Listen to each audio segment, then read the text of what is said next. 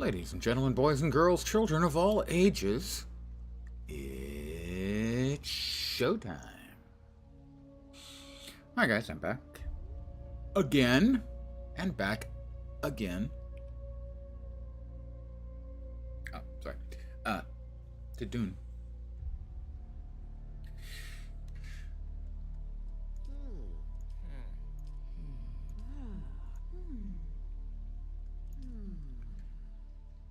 Do we have a random button?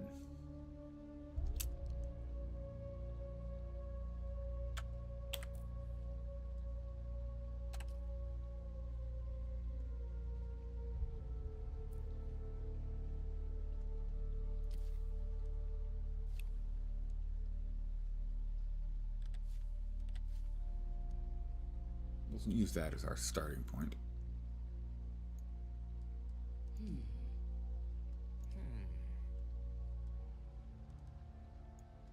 Average. I'm just going to be so average in most ways.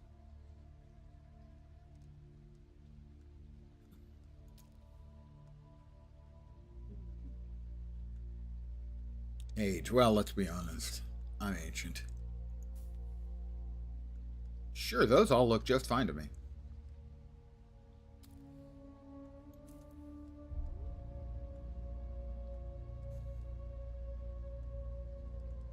What are these new hairstyles? Don't know.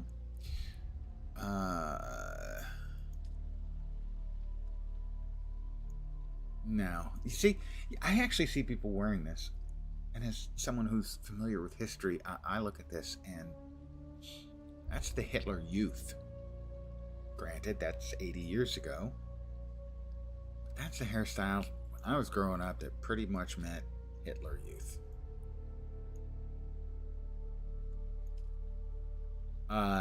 That's a bit much even for me. Okay, we'll go bald.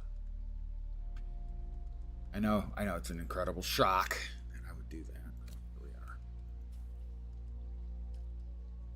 Silver white.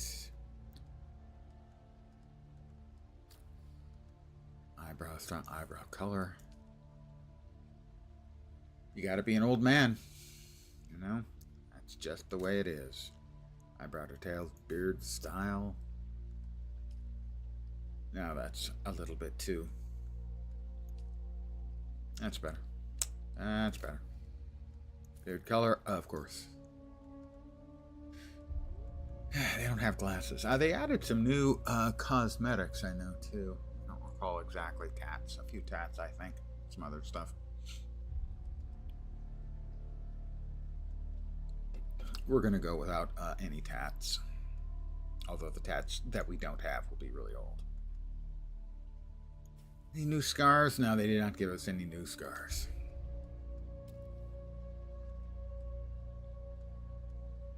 No eyeshadow, no eyeliner. Did I miss the part where we had like eye color? Yeah, I did miss that. Yeah, sort of a steely blue.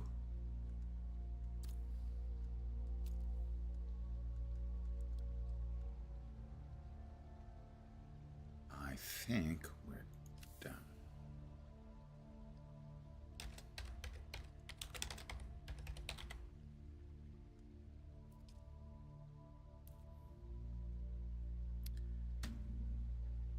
I'm going to skip the opening tutorial because I have done it before. If any new players are out there and want advice, I will be glad to give it, but I'm going to skip the opening tutorial sequence. I do recommend the locked.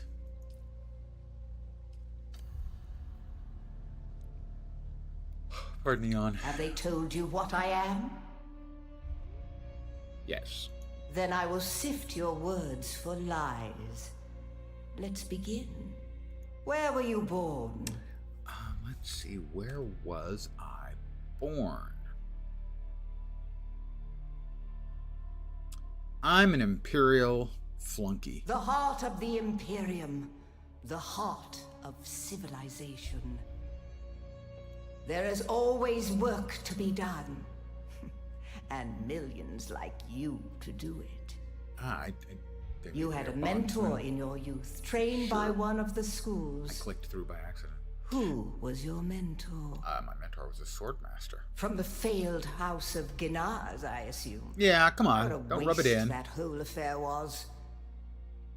The test is almost complete. Have you spoken truth?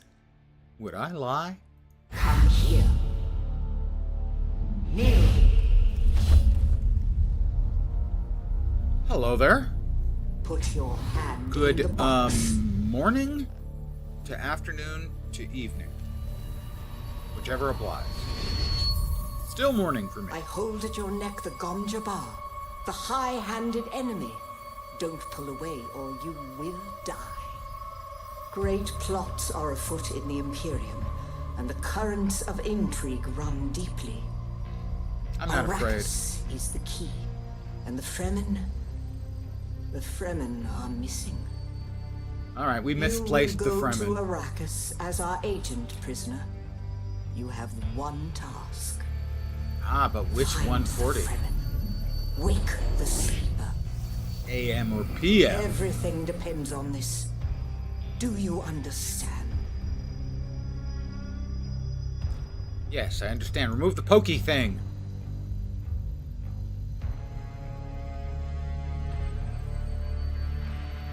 Good.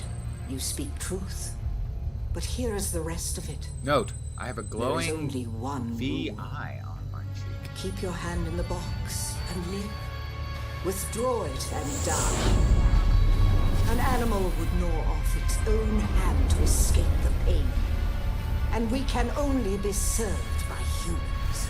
Okay, great. Find Supposed the to be Fremen. pink. Wake the It shows up as pink in my You will know when it is Streamlabs done. desktop.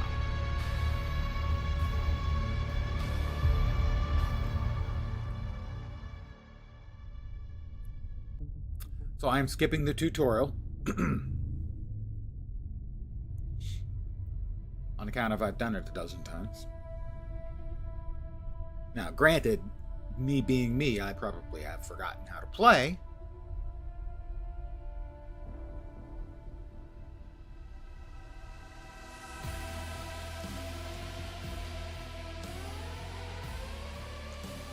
Pardon the yawn.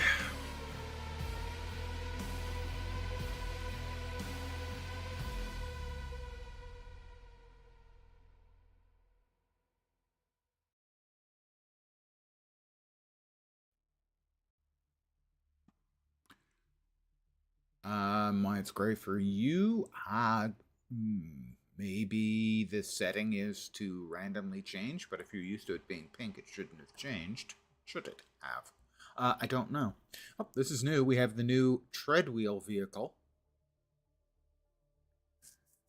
They've patched in some new content and stuff into the game. Get up, Wolf-Worlder. I couldn't wait for you. But now you need to run. I need to The run. sandworm is coming. Run! Now! I'm running!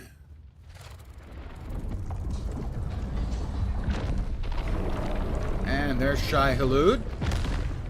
A little midday snack for the worm.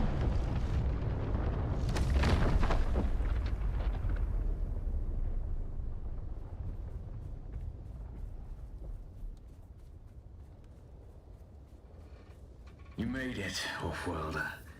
Catch your breath. When the Thopter went down, the storm took us far off course. It was actually Leg is on I need to lay low and HBO treat it again before it last gets night. worse. But I fear actually own it, not, but Wolf-Worlder. I'm a Not big fan of the to cover movie, ground between us with little of Denis effort. Villeneuve's work in She will general. be my eye in the sky so I can continue to offer my sage advice and keep you on this side of the grave. And just recently reread all the Figure books. out how to So craft yourself some kind clothing. of a fan. That Mauler outfit won't cut it out here. All right, I need to get plant fiber.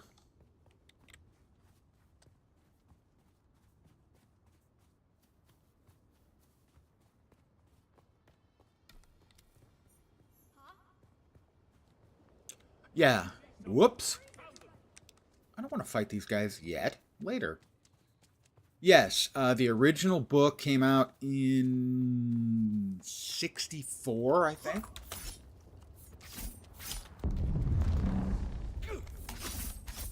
Okay, I am in bad shape here.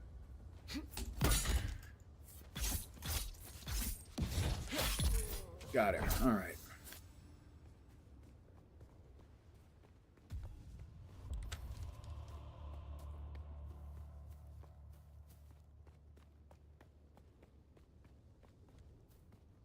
Wasn't expecting to aggro bandits quite that early, and where the hell is some of the fiber? I've got to find fiber to make a better outfit and make freaking bandages.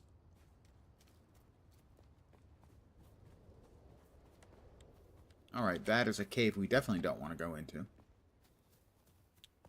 And after the success of the first novel, Frank Herbert wrote 2 more. Oh, there we go. No, that's not it. And then later on, added 3 more, and then his son continued the series. It took me a half a dozen times to get into the first book, which is, a classic of science fiction.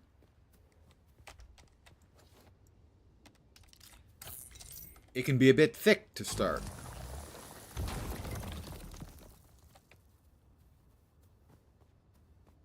How have I managed to end up in the only place without any freaking...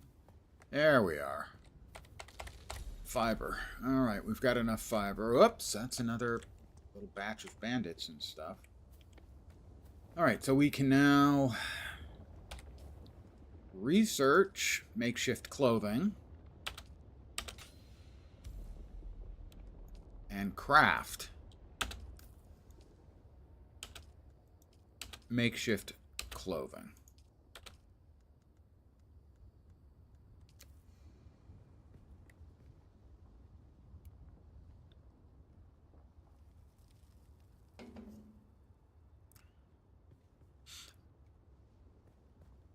As I said, I am a big fan of Denis Villeneuve's work, and I think his Dune series is extraordinarily good.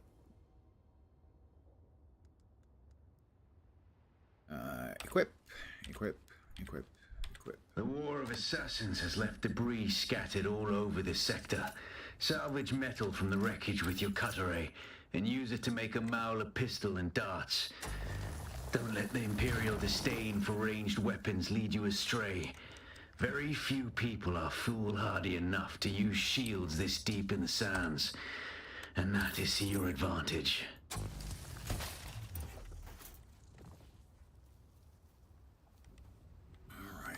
Research the Mauler pistol. And darts. Craft Mauler pistol. And darts. Let's make more than we need, because we'll need them sooner or later.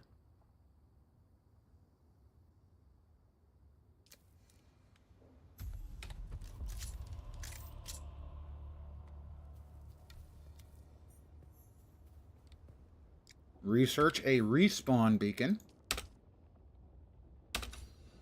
Good afternoon, your dudeness. Craft a respawn beacon.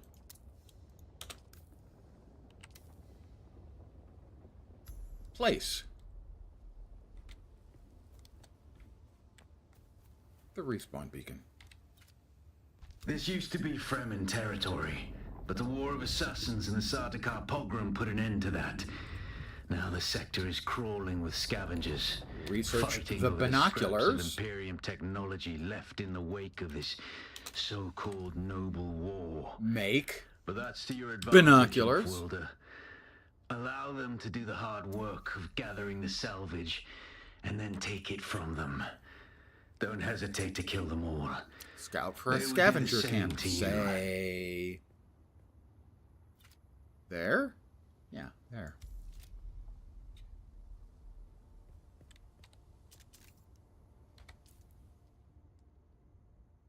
We won't be needing these again for a long time, if ever. All right.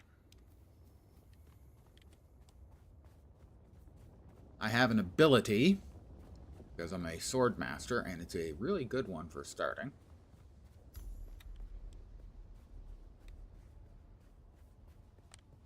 There's someone here.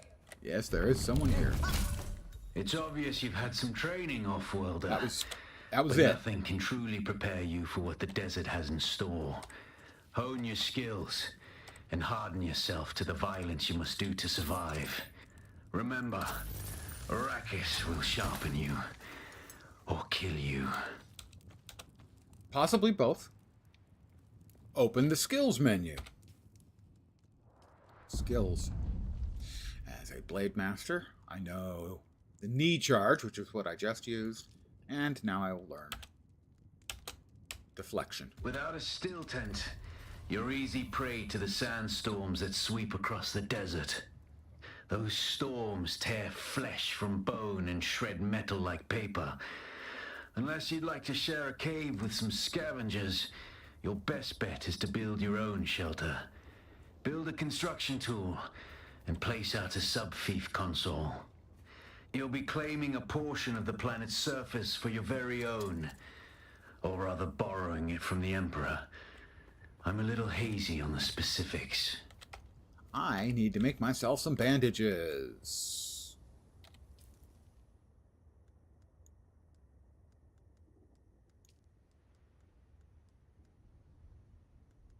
Crafting, dumbass. Oh, hey, how about... Well, we can only make 3. Let's make 3. Heal kits. Technically not bandages, but, well, you know. Because we're currently wounded. I'm feeling much better now. Okay, well, not much better, but, you know, a little better.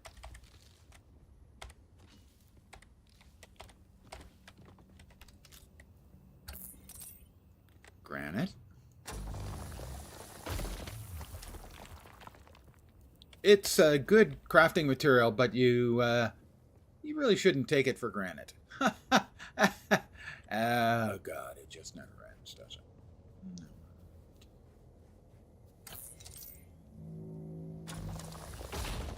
Good, good, good.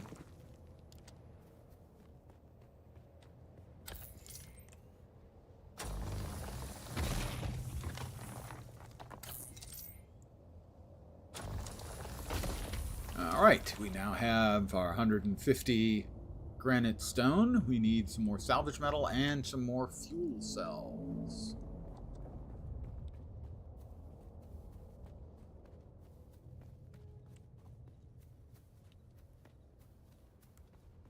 But we will not shy away from grabbing more granite if we happen upon it, like that. We'll also continue to grab more fiber. Is that the fuel cells taken care of? Not quite yet. Oh, fuel cells about to be taken care of. I see someone.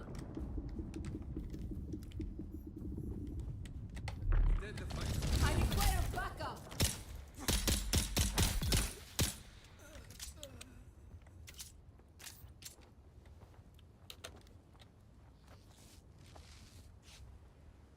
They made me do it. I can't really justify that statement, truth be told.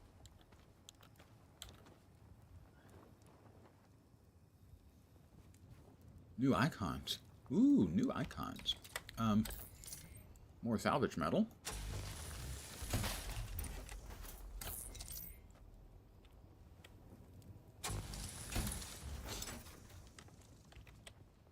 Okay, there. That thing over there, the glowy thing in the distance, is sort of a central area, and it would be wise to build relatively close to that.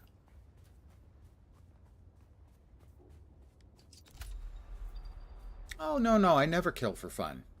Only for profit. Or, you know, to defend myself.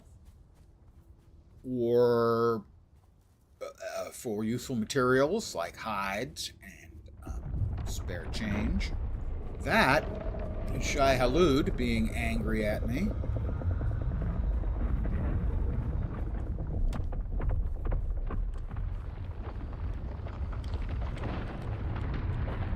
couple 100 meters away on the other side of that rock. I'm about to build my base. But I always prefer, when I'm starting a new character, and you can tell I must have done this a bunch because I actually have a preference, to build relatively close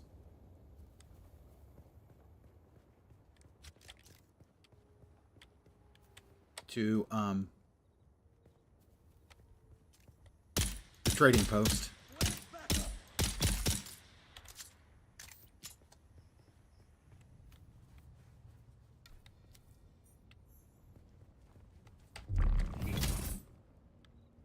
Boot to the head. I sincerely hope they both learned their lesson, which involves something that doesn't lead to me killing them. So, yeah, it's probably a bit late for them to learn that lesson, actually. Never mind. Sorry, guys. Feel kind of bad. Not real bad. Just a little bad. Sort of. Not really, actually. Yeah, never mind. I'm fine with it. It's good. It's good.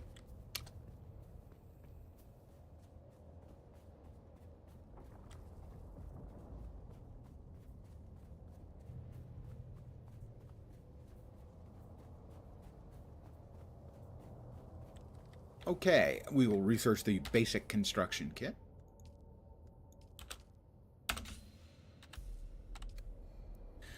We will craft a construction tool.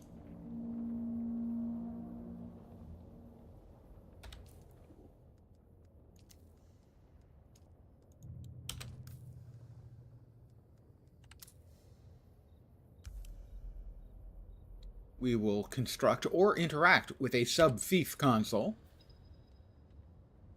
Let's see. That seems pretty reasonable to me. Congratulations. You are now the proud owner of an Imperial sub-fief. More of a sub-fief. But it's enough for now. Get your construction tool out and get cracking. It's not a shelter without walls and a roof. Well, it's not much of a shelter without walls and a roof. Oh, that kind of screwed me on that border. Okay, that's fine. It's fine. I can work with this.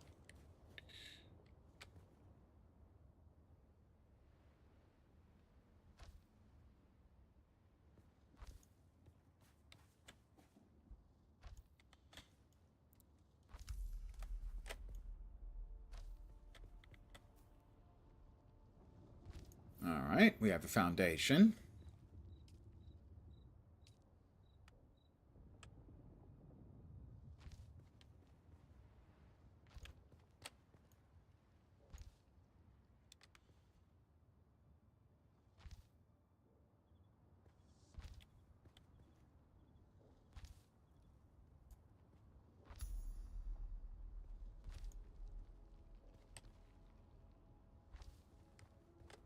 We have walls and a door, which is a jar. I'm going to guess ceilings? Roofs? Yeah, roofs.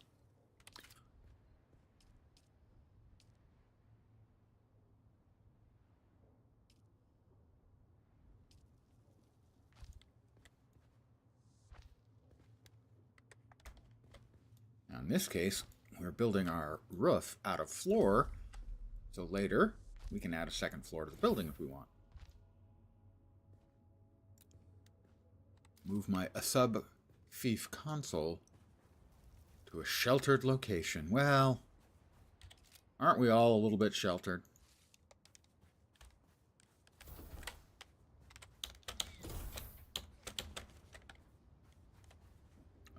Okay, let's see.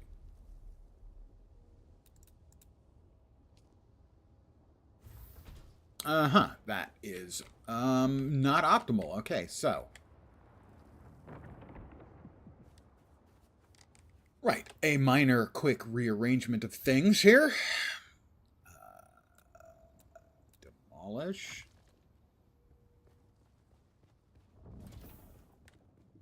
Demolish. I misdid that. No, I didn't. Let's see. Piece picker. That. We'll go there. Piece picker. That.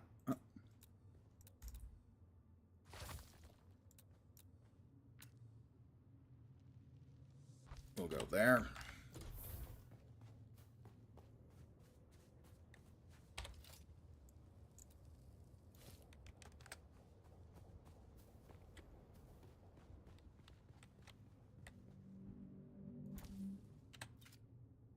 Construct and interact with a small storage container.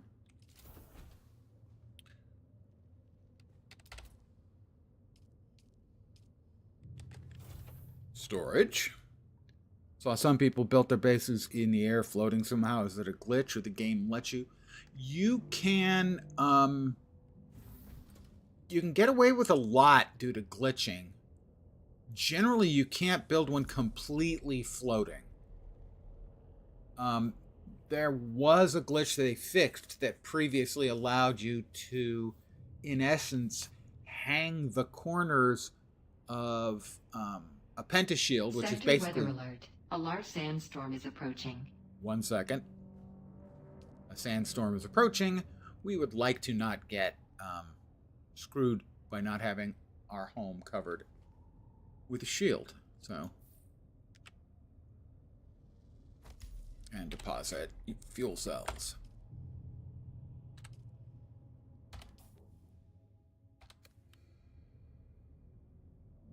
The sub-thief console comes with an automatic shield system that will keep your base safe. So from the pentashield basically is just sort of like Just a keep the force generator field, right? fueled, or the storms will tear at your walls. If you laid And down it goes without saying, the don't build on placement open sand. for an item, Seal a your wall, base, say. off-worlder.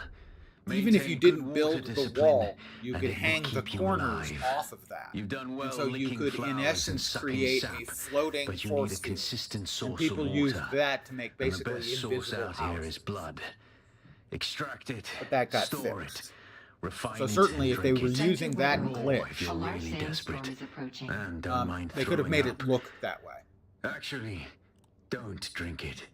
Unless you really have to. Sandstorm doing the sector in 1 minute, and we have a safe home. Next up, basic exsanguination kit.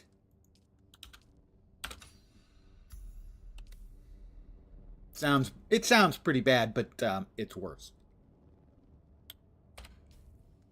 Crafting, we will need a blood extractor, and I like to have 2 blood sacks. I don't have enough plant fiber for 2. I need a second one. I need more plant fiber. I need more fiber in my diet. They changed the small vehicle fuel cell iconography, imagery. Potato, potato. The storm. There's the storm. So it hasn't reached us Center yet, but weather it'll get here in a alert. second. A large sandstorm is approaching.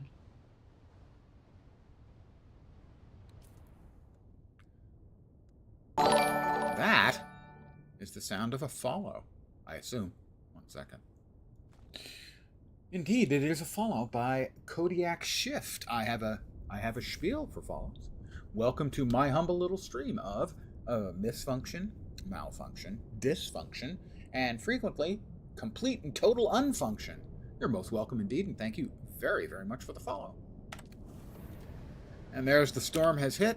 You don't want to be outside in a storm. Storm will kill you pretty quickly. It'll also damage any of your vehicles that are sitting out in it.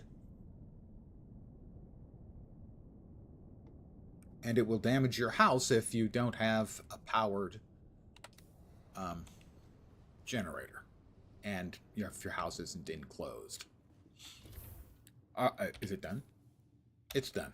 It has blown past us. Okay. Now, it's time for murdering some suckers.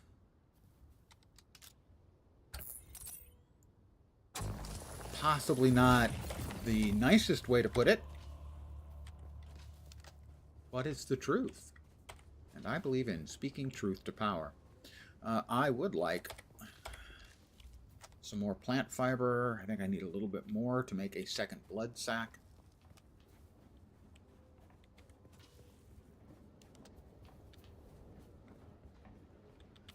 Can you hear me? I can. Can you hear me? Yeah. I am streaming. Is that all right?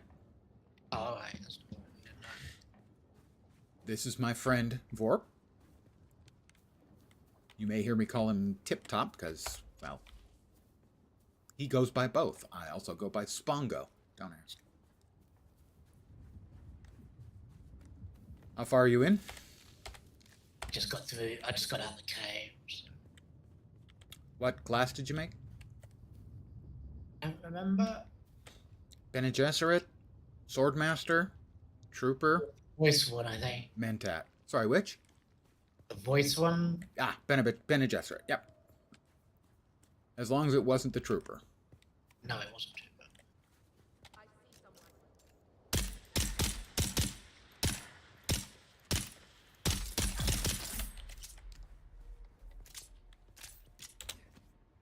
Stroke. And now we're gonna suck his blood. Yes, it is that gross. Did he have a friend in here? He did not. Whee!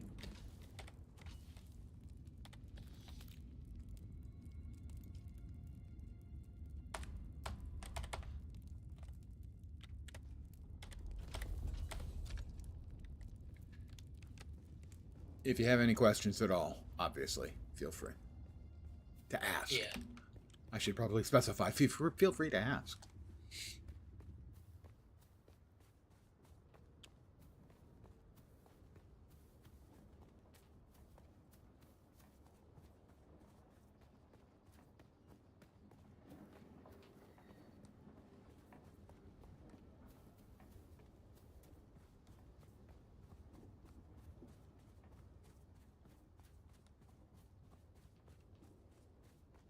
And honey, I'm home.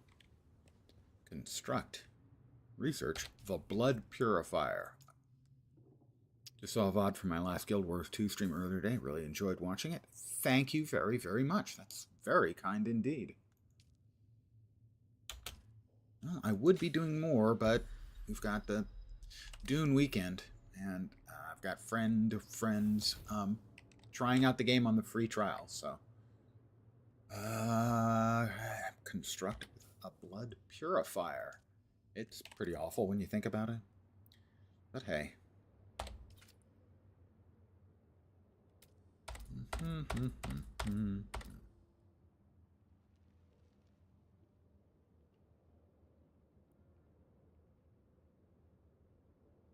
I think I need to change the set. Yeah, I'm not sure why it defaulted to that. But normally it defaults to that.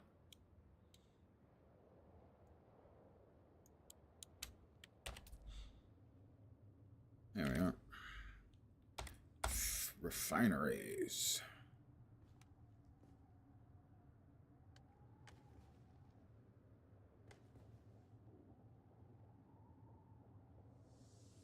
All right. We will deposit the blood. You're probably feeling it by now, Offworlder. Spice. It's everywhere on Arrakis. I'm about to be tripping balls. The sand, the blood. It prolongs life, expands consciousness, and triggers some very vivid dreams. Okay. Spice. Just say no, kids.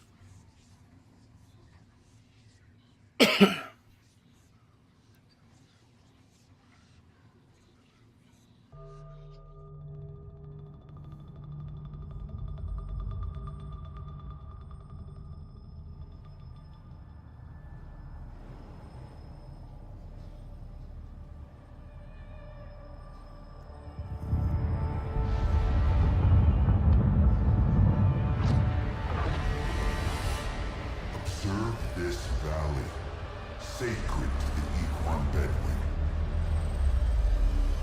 Here, Wally faced the trials of Aku, proving their knowledge of the Fremen ways. Find the Fremen, she said.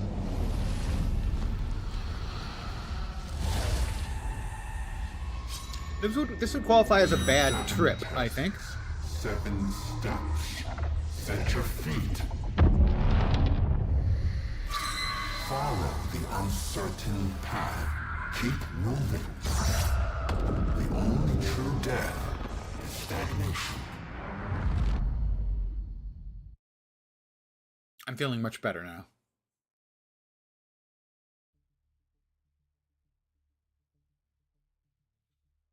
This is your brain on spice. Exactly.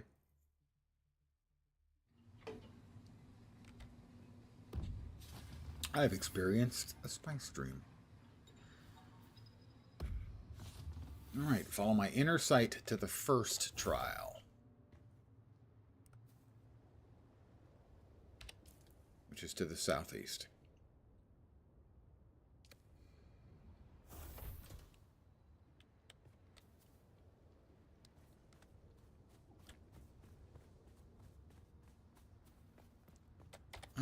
I think we've got enough plant fiber now. I can make that second bag I wanted. I just like to have 2 of the blood sacks. Do I have enough to make myself a couple more heal kits? Yes. Oh, we'll just make 3 more. One of the nice things is you're continuing to craft while you're running. The game sort of has 3 mobility phases. The first is when you start and you're on foot. There's no way out of there. At the end of this sort of starting area where you learn the basics of the game, you will get your first speeder, and that makes getting around much, much easier. And then a significant amount of time later, you will eventually get access to the ornithopter, which is when you really get mobility.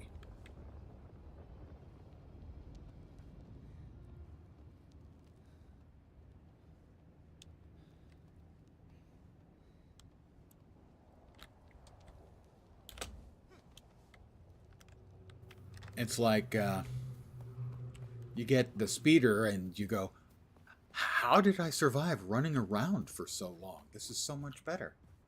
And then you get the ornithopter and it's like, how did I survive for so long? This makes getting around so much easier. This is the first little trade hub. Griffin's Reach. Trade post.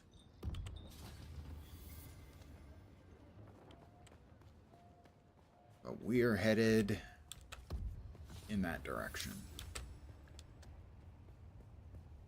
One of the things the game gets right, normally I don't like little details about things like survival games where, the basics of survival, food and water, play an incredibly important part. And I haven't liked that since you had to keep track of your food and water in, I think, Ultima. There's nothing fun about the sort of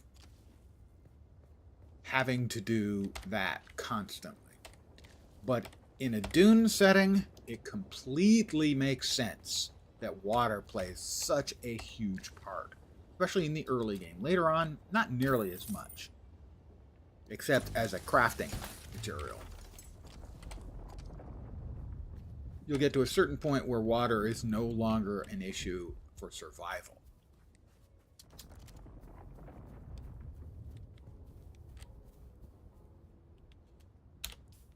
All right, we're headed there.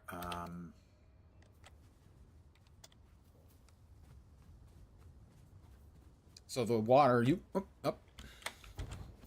let me, that's the wrong thing. Let's see, give me just a sec. No, not that. I'll move myself to there.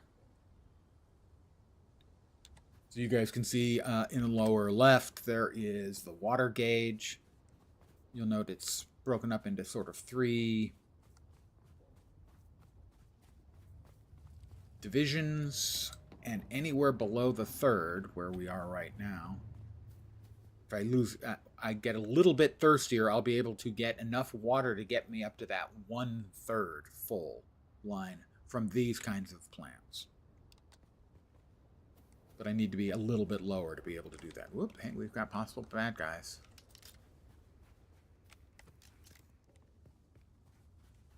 Oh, there he is.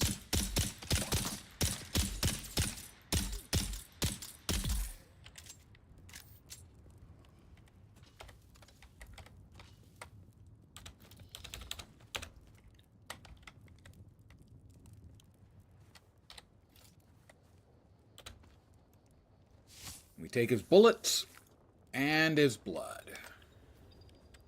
And we were out in the sun for just a little bit too long. When you're in the sort of sunstroke state, you lose water very quickly.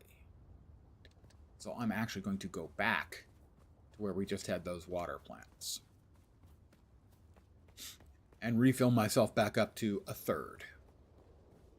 In the early game, water's a big deal. There we go. That's the dew limit. Later on, you'll get a tool that will allow you to harvest water from those plants just before dawn.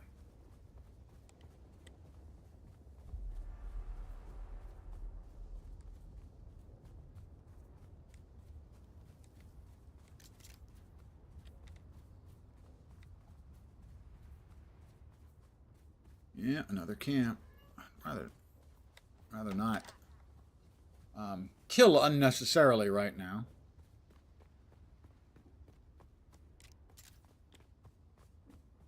I'm a man of peace.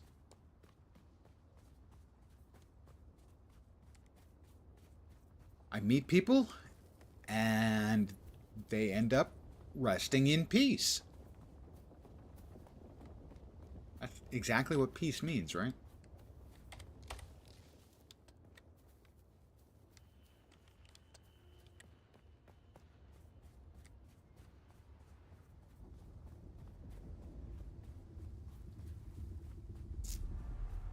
I have still only been eaten by Shai-Hulud once in the game, and that was intentional. When they opened up the beta server, I created a new character just to futz around a bit. And when I was finishing up my session for the evening, I took off all my stuff, stuck it in storage, ran around in circles until Shai-Hulud showed up. And he had a lens snack. I'm tasty and delicious. Kinda kicked me out. What? It kicked you out? Is that what you said? Yeah. I don't think I had that occur that I can remember, but maybe 2 or 3 times in all the hours I've played. We've got more water here. The end of the cutscene, I think, to kick me back to character select. Ah.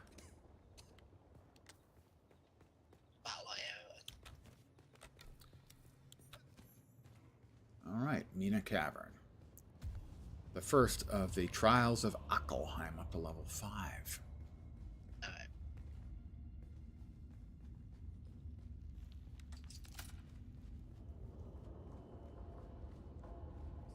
Yeah, if any of you are people who enjoy a survival/crafting game, it is a free weekend, and I think Dune Awakening is a damned good one.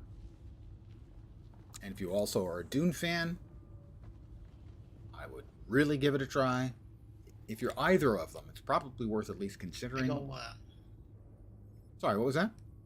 It's a big old worm. It is a worm. It is a large worm. Did he just snack on the crashed ship? Yeah.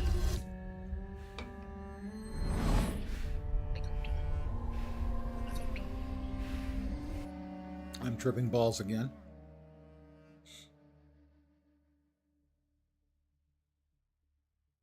Just say no to spice.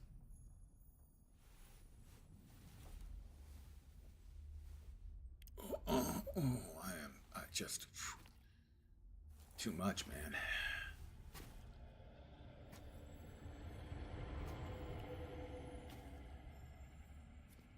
Yes, welcome to Tripping Ballsylvania.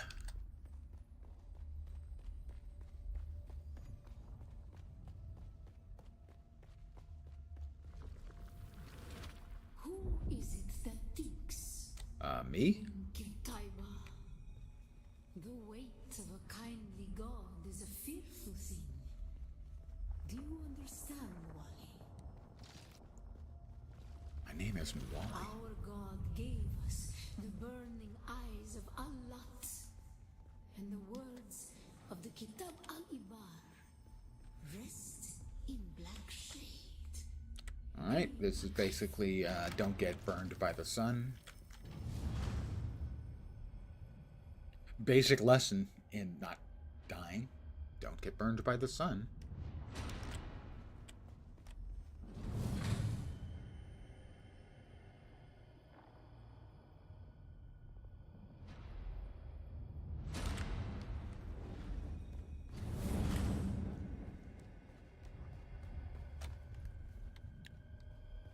Here, well, duck down,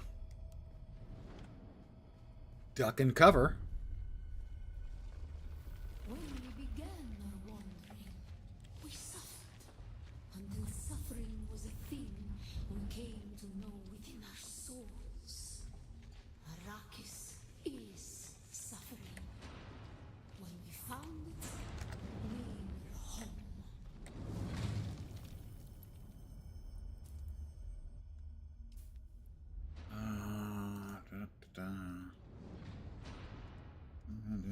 Dialogue volume. Oh, I already had the dialogue volume at 100. Guess we turn the master volume up a bit more then.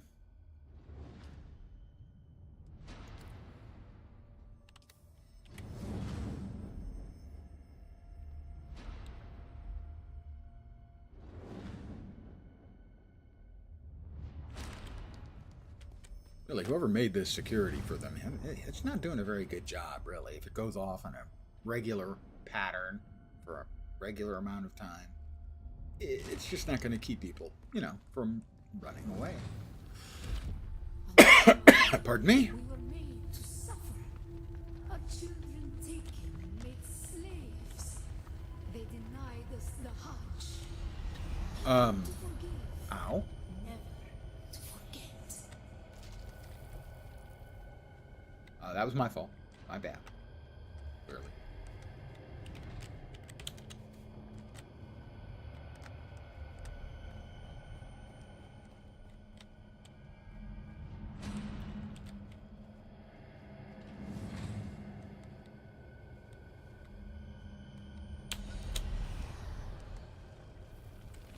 The weight of a kindly God is a fearful thing. Did not God give us the burning sun to defy? Suffering leads to defiance.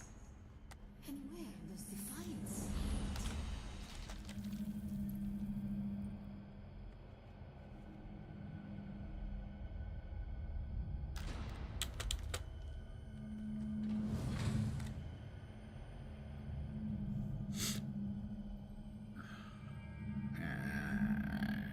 And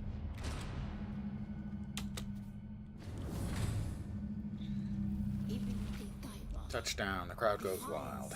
leads to thought. Who is it that thinks? Those who suffer. Ibn Qutayba, defiance leads to thought. Who is it that thinks? Those who suffer.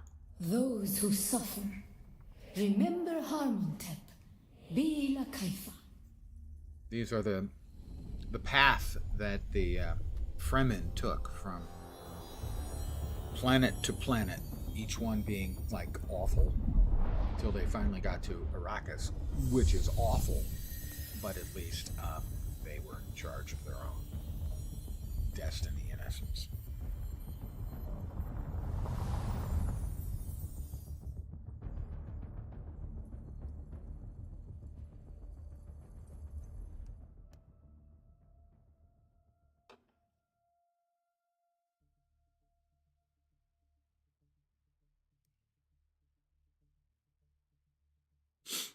And we have finished the first of the tests. There's basically 7 and then another one. Why that's not 8, I don't know. But, and I think when you do the 4th one, your 3rd ability slot opens up.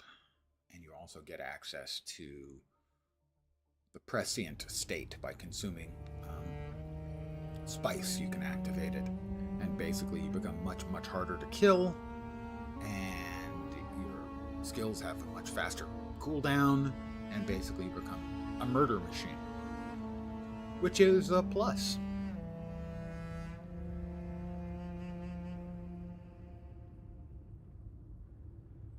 Still there, off-worlder? Your signal drifted for a moment.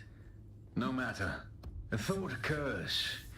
When the Sardaukar began their purge, many Fremen were slaughtered. The ones that were not abandoned their caves, leaving valuable resources behind. Valuable resources that just might contain the makings of a still suit. Take what you need. Their ghosts will not object. Well, they haven't objected in the past.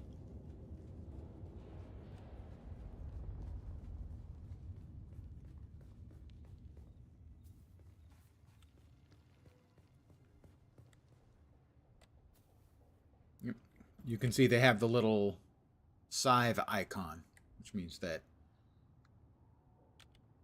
in the upper right-hand corner underneath my head, there's an indicator that shows what time of day it is. And right now is a good time for harvesting that water if I, in fact, had a water scythe, which I do not. Get those later.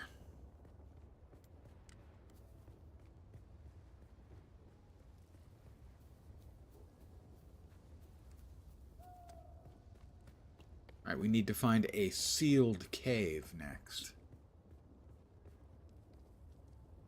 I think I see one in the distance over there, but I also think that's a more dangerous area than I would like to go wandering around in. Maybe there, but I don't think so, but I do want to check. Inside there'll be usually 2 or 3 guys and certain types of materials, including what we're specifically looking in this case. No, okay, those were just batches of fiber, which I'm not going to complain about. I generally, unless I have a specific reason not to, make my characters look like me. I believe in an honest presentation. In the early days of the visual internet, people seemed to go out of their way to make themselves look beautiful and perfect, and often going out of their way to completely misrepresent who they were. I chose not to. I chose to go the other way. Fat, bald dudes with goatees.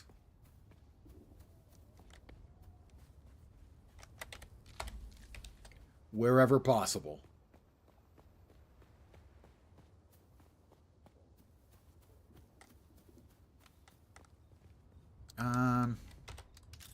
Sooner or later we are going to need more copper.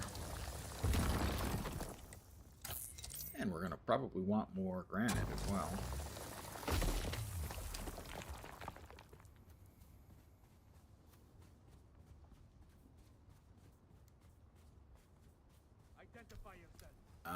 This is an outpost. Basically a little bandit, or a bigger bandit camp. There might be a dozen or more bad guys in there.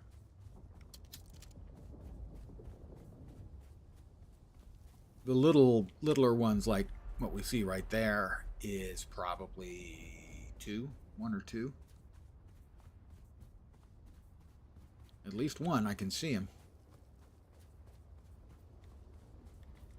Out comes the gun. We make sure we're reloaded. It looks like two.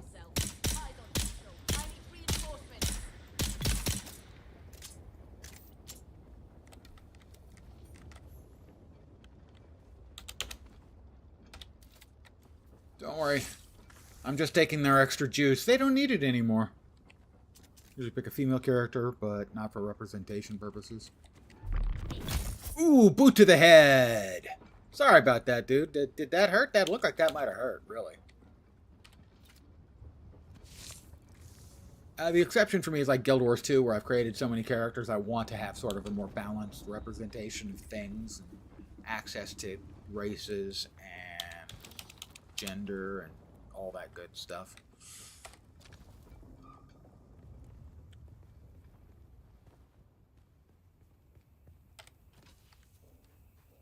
And anytime you're running around, if your water is below a third and you're not carrying any or anything, and you can hydrate at these plants, do so. It's really important. At night, out comes the Sardaukar ships. And if you get spotted, you'll get frozen for like 15 or 20 seconds. And then they will drop off some mercenaries to, well, murder you.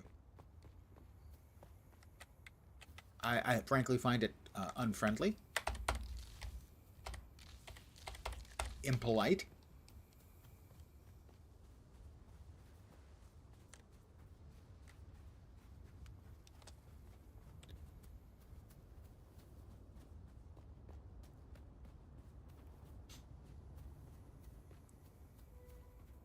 we are looking for a moisture sealed cave.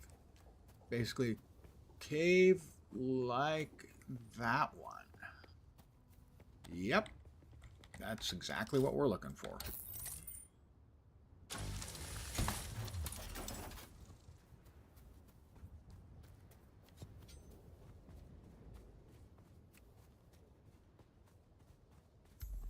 I have located a moisture sealed cave.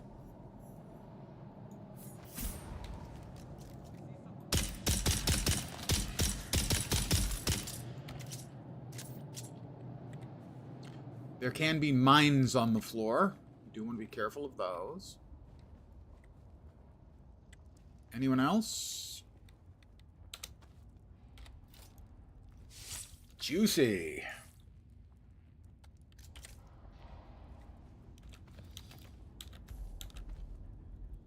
I did not get enough micro sandwich fabric. Not even close.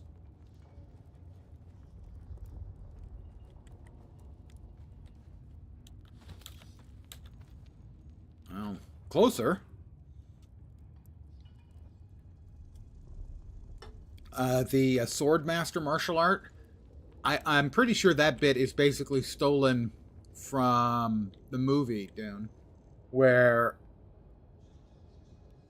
Duncan Idaho uses a flying sort of knee kick to bring down a Sardaukar and then, face stabs him a bunch. I did not get enough micro sandwich fabric out of that. That's unusual. I don't think I've ever had that not give me what was necessary for the quest. So that's a little strange. But it does mean I need to find another one. Yeah, I need Jitsu.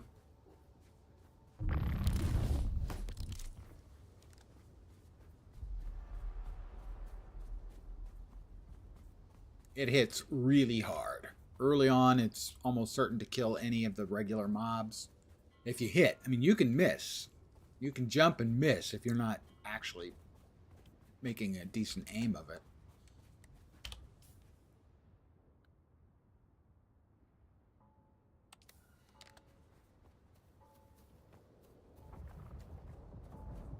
Well, low on water, guess what? Hydrate, boys and girls. It's not just for streamers. Oh, evidently I did get enough materials for the Yeah, okay, now I just need more salvage metal. It ticked off. I don't mean it got angry. I mean it ticked off that it had that I had enough. So I was correct in remembering that. Hey, I always got enough fabric, and yeah, I did get enough fabric. I just need more metal. Yeah, that was a big 3 salvaged metal.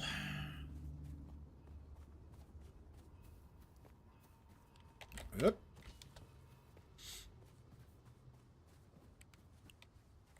We would like a nice big chunk of salvageable metal, please.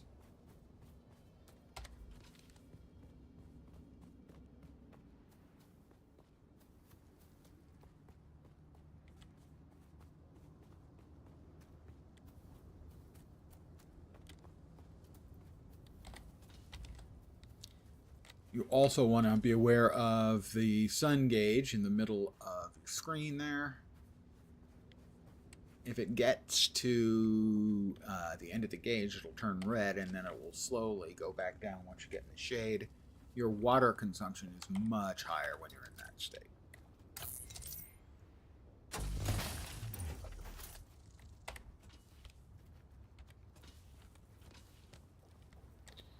And that probably is not healthy. Gonna go out on a limb. Somebody's house is decayed. And I need to get back in the shade.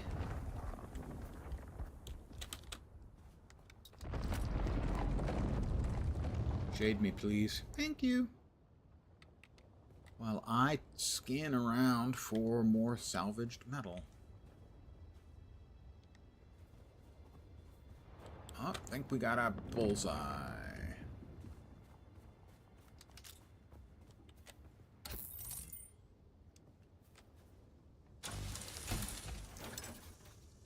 Not quite enough. Almost. We're so close I can taste it. It's a bit sandy, but I can taste it.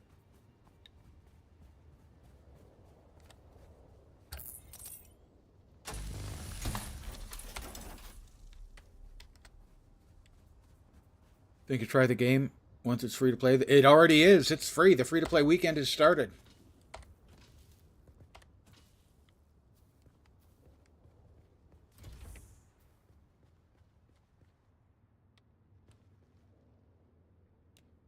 Time to get downloading.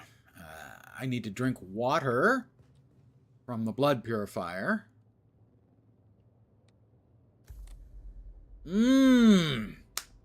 Strawberry. Let's deposit our 4 liters of blood.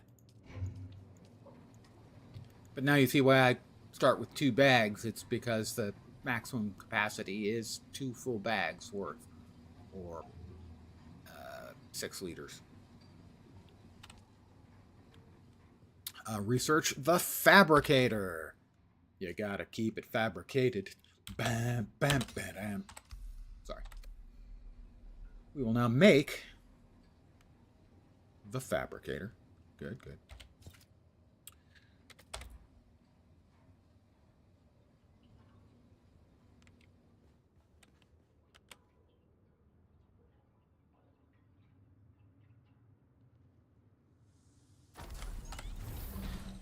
I have constructed a fabricator. No, it's just that it's Dune. You need to keep drinking. You need to keep your water up. And the best source of water is the blood of your enemies. You kill them, you drain their blood, you put it in the blood purifier. It's just to get water out.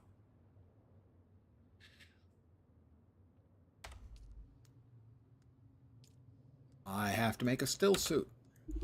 What a still suit will do is it gives you better heat protection.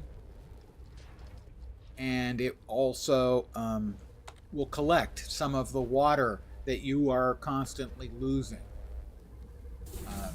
So that you can drink your own sweat, pee, and poop. Don't worry, it's been filtered.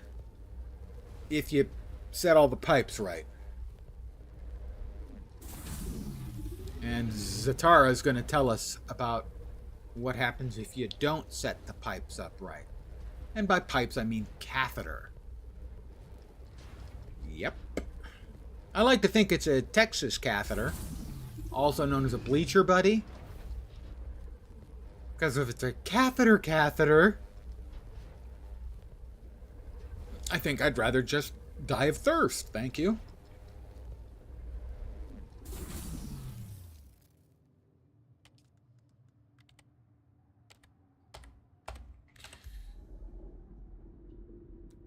Exactly. You got to do what you got to do.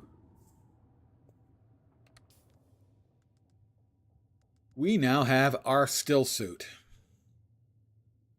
Now, as an example, the headpiece here, you can see it has 11 armor, a reduced cost for dashing, which is used in combat.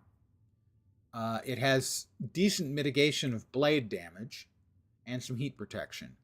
This has the same armor, much better heat protection, but does not have the other two bonuses. So, at least to my mind, it is worthwhile carrying around both a still suit and an armor suit, and swapping into the armor suit when you know you're going into a combat situation. Impressive, Off-Worlder. Just remember, if you didn't connect the tubes between the cats and the thigh pads just right, you'll be drinking your own liquefied feces. And that does not count as hydration, by the way. I have good news, Off-Worlder. Yes. My leg has recovered enough that I will risk it to move forward. I know a place in your sector where we can Exactly meet. the correct Craft a response survey to that. device so you can figure out how to Dude. get there and join Yeah. me.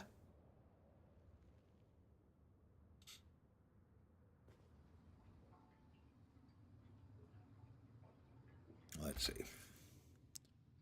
All right, I'm going to get rid of the Mala stuff because we no longer need that. While it is relatively fashionable, it is clogging up my inventory unnecessarily.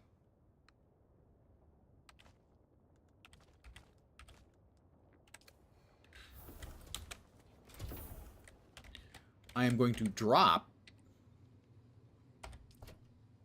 the crafting materials, or at least most of them. You don't need to be carrying it to use it.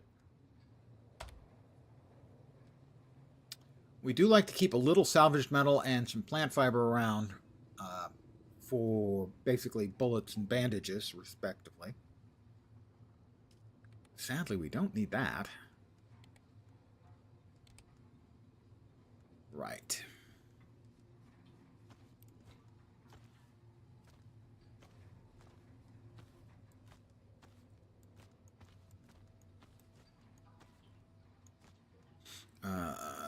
Let's see the split.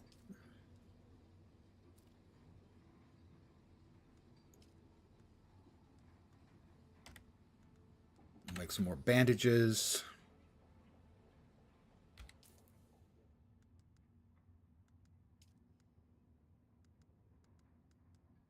Sorry, heal kits. They're bandages.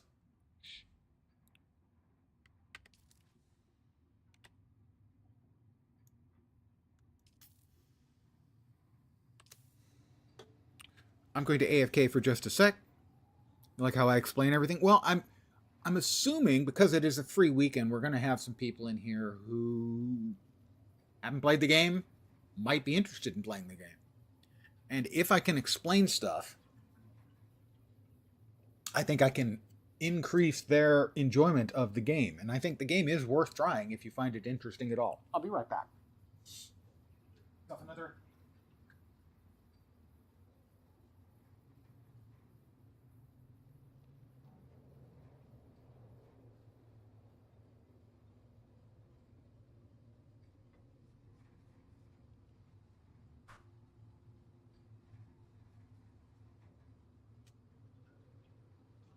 Coke Zero, the taste of the old generation.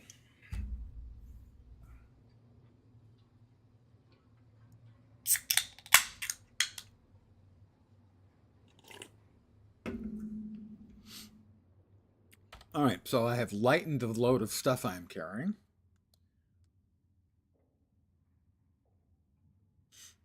We can drop off the armor plating for sure. Don't need to carry that around.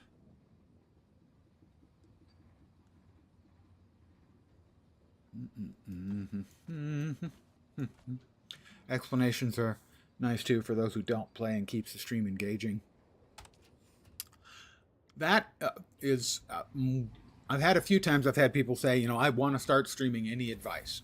And a lot of other streamers will give practical advice for a lot of things. They'll say stuff like, which is true, set up a regular schedule so people that find you and are interested in you can continue to find you. But for me, if you want to be a streamer, one of the most practical pieces of advice I can give is learn to self-narrate.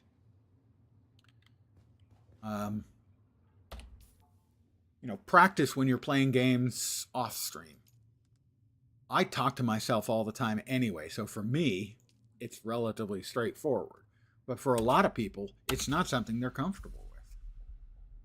And so even when there's nobody in stream watching, I continue to self-narrate.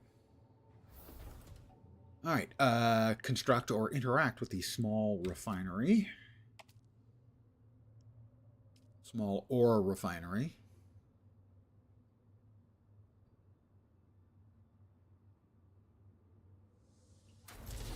Refined copper.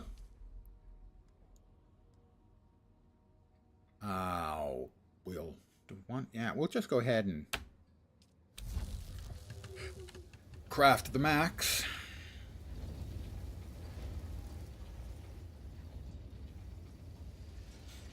Glad it's not made with your enemy's blood. Not yet. All right, we've refined the copper. Research the surveying kit.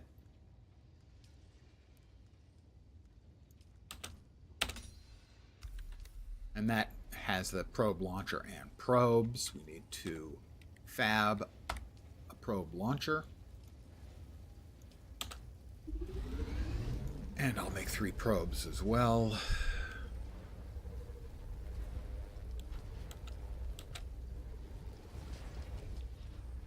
And what the probe will do, you have to get to a high place. You have to pull out the probe launcher, launch the probe, and stand there for like 15 seconds or 30 seconds, something like that. And it scans the map area.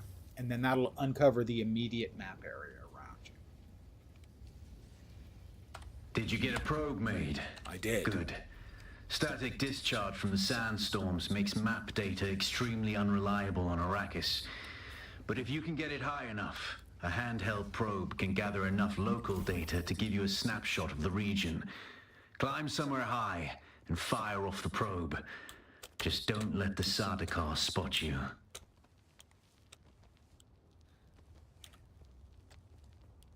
Not sure if this will get us higher, but one of the things the probe launcher will do is it'll tell you how much higher you've got to get.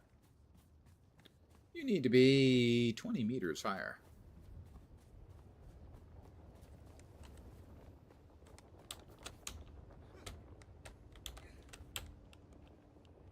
In the lower left, you can see there's a little meter that sticks out horizontally. That is sort of your stamina meter used for fighting and climbing.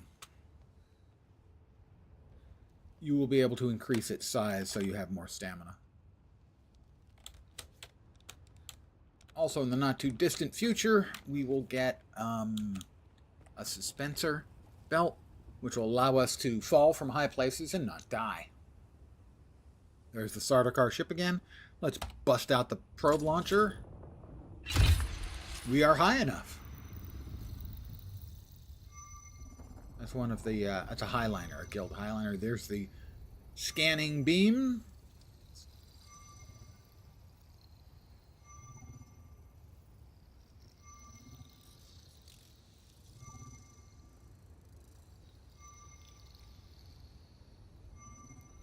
And Very good. I'm going to the Griffin's Reach trade post. Come and find me there. there it has Just remember to be unveiled the careful entire crossing map the area sands. of Move Haga from rocky Basin ground south. to rocky ground. Learn how far you can move on sand before the worm comes. And remember, look both ways before you cross the desert. Always look both ways before you cross the desert. Now, I have to travel a terribly long distance to Griffin's Reach transport trade post. Oh, no, I don't. It's right there. And that is the advantage to building close to the trade post.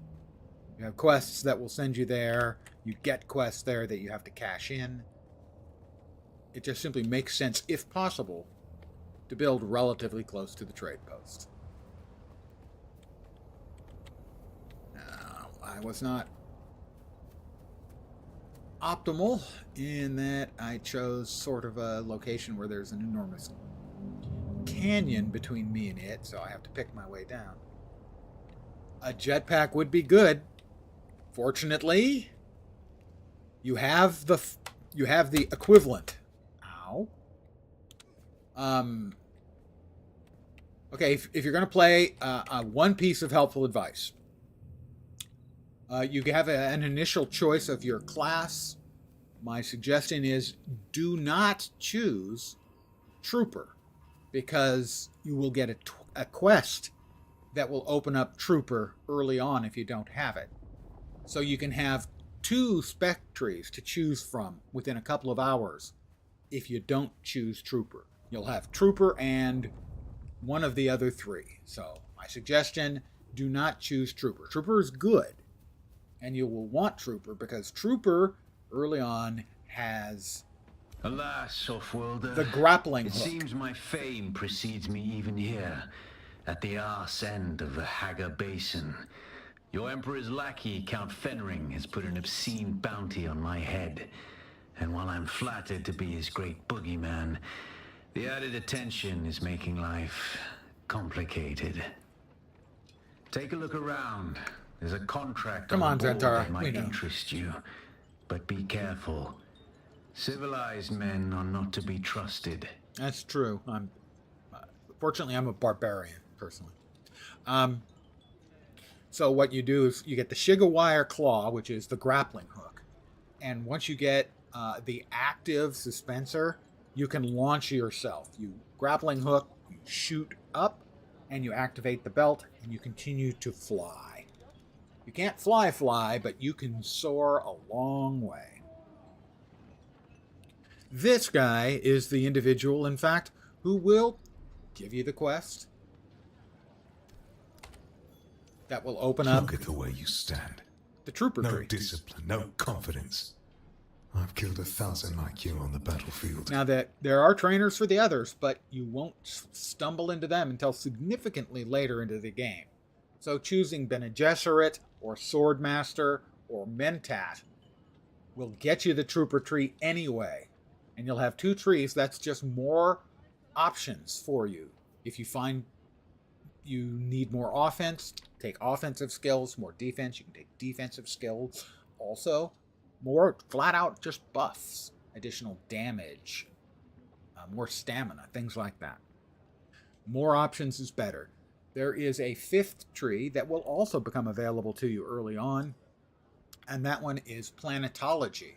So that's things like using less water and getting more materials from mining and so on. Well, a little respect with some good sense in the proportion. There's something here I can work with. But don't despair. Salvation is at hand. I can show you how to fight. I can teach you how to kill. And it will only cost you a little pain. I'm good with that. I like pain. Then listen closely. During the Battle of Arakeen, I was drugged and kept out of it by a group of conspirators. For the sake of my honor, I have spent the last 8 years tracking down and destroying them, one by one. A little bit Who knows how crazy, the Battle of okay. Arakeen would have turned out if I hadn't been kept away. And now, I have reason to believe the conspirators are nearby. Track them down, kill them. My thirst for vengeance has been slaked. Do Okay. this for me. I'll do it. Fine. That's what I need to do. I need to find and kill 3 dudes. They are here, here, and here, I think. So they're way over here. We will get a quest relatively soon that will send us here to the wreck of a spaceship. I suggest you, when you finish that, you then head here, here, and here to kill the 3 dudes. You make your way back here to this guy, and you'll have the quests to complete. Will be completed for the wreck of the Alcyon, and also the quest that opens up the second tree. The skills trees are here: Swordmaster, Bene Gesserit, Planetologist, Mentat, and Trooper. This is the Shigawire Claw, which is the grappling hook. I'm here. I have skill points. I can do them. There are 3 types of things. There are active skills, there are passives, and then there are techniques. You can have up to 3 techniques. Extra blade damage. What do we want? Optimized hydration. Hydrated stamina boost. You have more stamina when you're fully hydrated. Heal kit instant restoration. Bleed tolerance.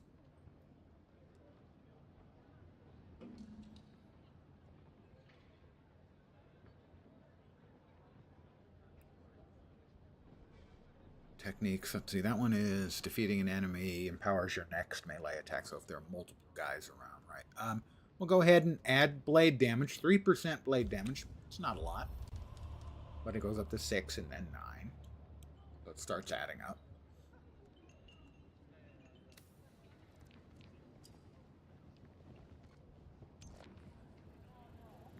All right. Let's see. There's a bounty on Xantara's head for 1,000,000 credits.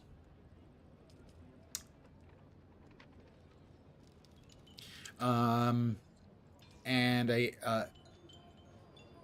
quest based on an actual 6,000-year-old, 4,000-year-old, I can't remember, thing that's become a meme, a joke, about Nasir and the copper delivery. I need 40 copper ore. I have none.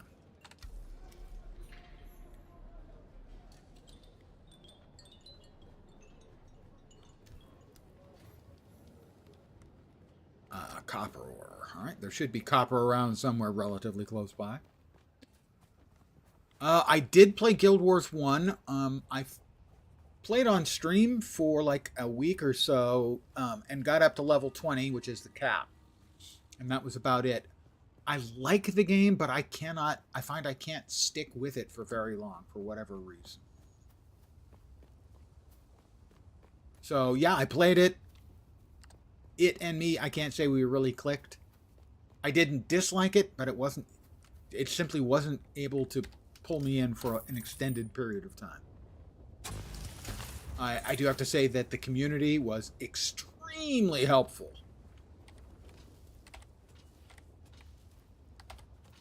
But in my experience, because I play a lot of different games, playing a smaller, more niche game, a lot of times I'll have people come in and they're just happy to see someone playing the game that they enjoy, and they are almost always incredibly helpful. With advice mostly, and sometimes with stuff. The advice is obviously what I prefer to the stuff. That's more important, at least to me. Not that I'm saying no to stuff. Did we get enough? We have enough, ladies and gentlemen. We have enough. We now can go back and turn in the copper we just done picked up.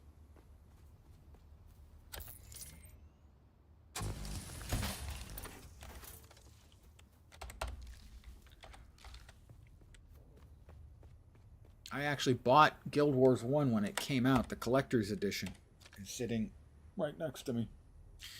I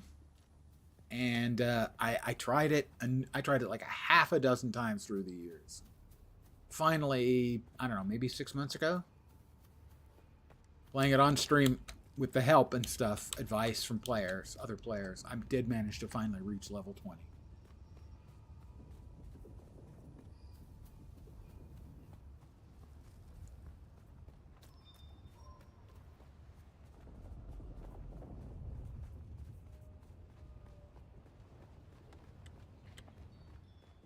And we'll turn in our copper.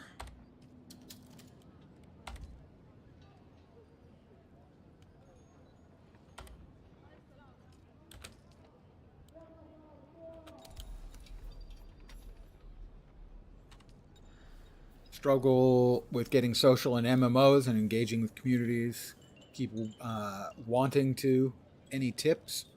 I mostly do play solo, but I also play with friends that I've gotten in other games. One of them is online right now. He's been in chat for a while. In voice chat with me. We're both in Discord. But most of those are friends I made playing Lord of the Rings online and basically getting pulled into a group. But I am known for playing solo even when like I'm in chat with friends who are playing the same game. My advice would be if you're in a group, an ad hoc group or something, say in Guild Wars 2 you're running around and there's a open world event or something, you know, saying hi to everybody or good job when the fight is over, those kinds of things will open up chat opportunities. Generally, people who do blind invites to guilds, I wouldn't be interested in. If you can get an invite, you know, to a guild, which is pretty easy in Guild Wars 2 because everyone can be in 6 guilds at once. It can be worth it, but I wouldn't recommend it from a blind invite. But if people are throwing around if you're in a group and someone, you know, if you're not wearing any guild tag, maybe, it is hard to open up those social connections. There are a lot of tools for it. One thing you can try is what you're doing right now by chatting with me, which is chatting with a small streamer. I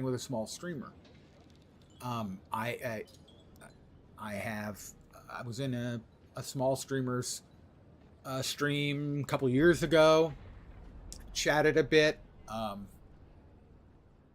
They actually sent me an email because they watched their chat and saw that they'd missed something I said and they thought it was really funny. And so they just sent me an email saying that they really liked it, a DM. And well, a couple of years later, and I'm a regular chatter in their chat, and I group up with them from time to time. So I mean, that can be a way. Discord, or not Discord, but Twitch chat or YouTube. Although I don't really know the YouTube dynamic, Twitch chat can be a good way of meeting people. And so chatting the way you're chatting here can be a good tool for exactly what you're talking about.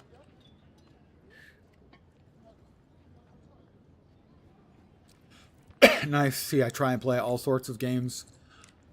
If I'm going to play it and I think I'll enjoy it, then I am definitely going to stream it. And I think that is, that has paid off. Like I said, if I'm playing a smaller game, a lot of times I get enthusiastic players in chat. I need to buy something, dude. Thank you. Hey, stop. Friends I'm usually game with aren't really into MMOs, so it's hard to scavenger get them and to murk try. from here to Harco. I'll And have I to don't step your game up and recognize find a group in you. MMOs. It can be So very perhaps tough. you'll give us the courtesy And of who you are? You kind of And have to while go you're in with at the it, assumption why our that airspace it's is probably not crawling going to with work out, Saldukar. but it might. I mean, the long-standing group I have from Lord of the Rings Online happened. I saw. I was standing like near the stables in Bree, waiting for something, and I saw a character next to me with a cool outfit, and so I did the /bow emote, and they just sent me a tell. Why is a adorable little hobbit like you not part of a guild? And I answered in pseudo RP, you know, well, I just haven't found the right one, something like that, and got an invite. And it's 15 years, 18 years later, and these people are still friends of mine. So that kind of thing is just happenstance. The group I was with in Star Wars Galaxies. I needed some specific items made, and so I talked to a guy who I knew was making those items, and ending up being pulled into their guild. Not a talker, eh? Well, the rules at Griffin's Reach are simple. You pay up front and don't cause trouble, or we'll toss you into the storms. Good? As for pulling in non-MMO friends into MMOs, obviously Name's Leah. going with I do the one that has trading and the a talking. My silent partner a here large does the free-to-play fighting. And there's a component, contract board in the corner. like Guild Wars if 2 does. You need work. Where the entire core game is free-to-play. That's a big advantage. So, you know, either a large component of it being free-to-play or, you know, extended demos, that kind of thing. Tried Lotro a long time ago. Heard Amazon's new game studio, the one behind New World, is making a Lord of the Rings MMO. You are correct. That one actually has a bit of a tortured past. Let me get the Hajra. Leader John. Initially, Amazon partnered with Layao. They're the company that owns the Warframe developers, Digital Extremes. But when Layao got bought by Tencent and Amazon couldn't agree on terms, and so they killed the contract. And then a couple years later, Amazon made a contract with the license holder, Embracer Group, may they rot, and have been working on it ever since. And frankly, New World has suffered because they pulled a lot of their best devs off of it. We really don't have much information about the Lord of the Rings MMO that's being worked on by Amazon at all. Other than one of the guys in charge basically said something along the lines of, we're still trying to find the hook to make the game different. All right, where am I? I've got to pick up the contract scrap metal from the contract board. Okay. Scrap metal. All right, You're going to find, Offworlder, that Arrakis is a planet of unique opportunity. No former prisoner would ever have access to the military technology of the great houses. But with the war, chaos reigns. Ships crash and are shot down, sometimes spilling military-grade materials onto the sands. The Fremen know the ways of the desert and how to do a lot with very little. The Imperium, on the other hand, have infinite resources and the production capacity of countless worlds. Plunder them, Offworlder. There is a shipwreck near here. Slip inside and claim your share of the spoils. Yep, I'll be doing that in just a second. So, what I'm going to do is I am going to run back home first. I'm going to make the Leader John and fill it with filtered water from the people I liberated from life. Oh, that's not great. These are bad guys who want to kill me.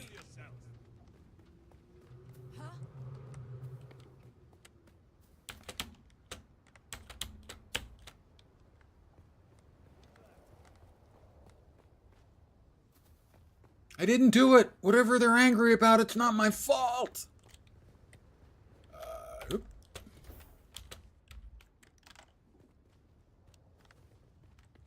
Alright, we're back here. We need to make the Leader John. Did I? No, I did not research the schematic. I can't make it. I don't have the parts. I need something that I will be getting out of the wreck to make the Leader John. Let's see, in research, we've got 7 intel. The rest of it's all locked. Now, all right, so we are now off for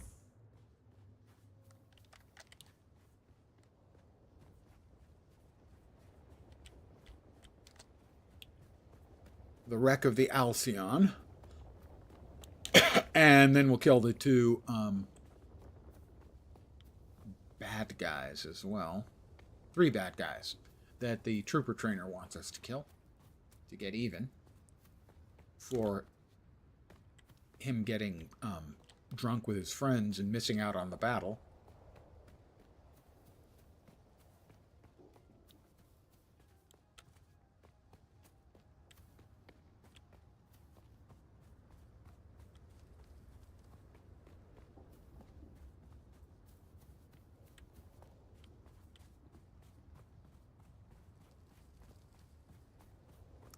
So we will have to pick our way from stone outcropping to stone outcropping,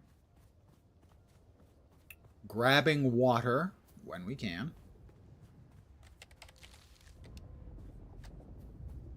I didn't, because I'm a dope. Pardon the dope. I'm the dope.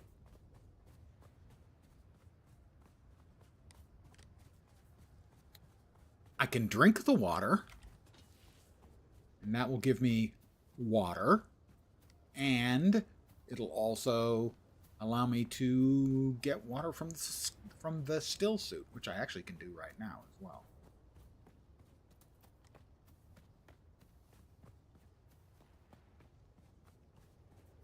Sorry, I'm a dope. I did dopiness. I feel shame over the dopiness and being a dope.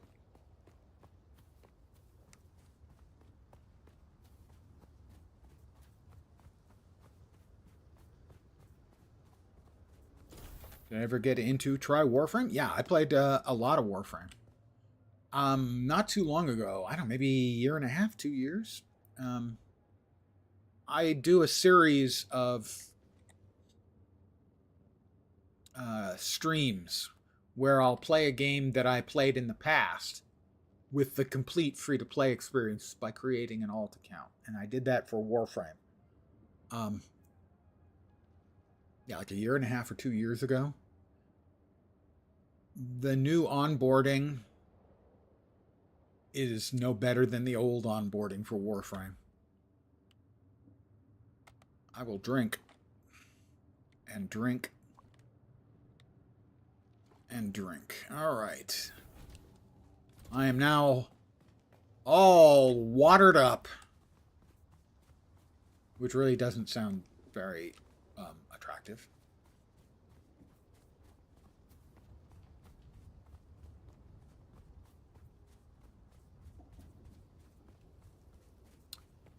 I'm not convinced on Soulframe. Warframe's play is a blast. Just the minute-to-minute gameplay in Warframe is just fun. And frankly, Soulframe, I'm not sure. I'm not convinced Soulframe's going to work, at least for me. I am very moisted.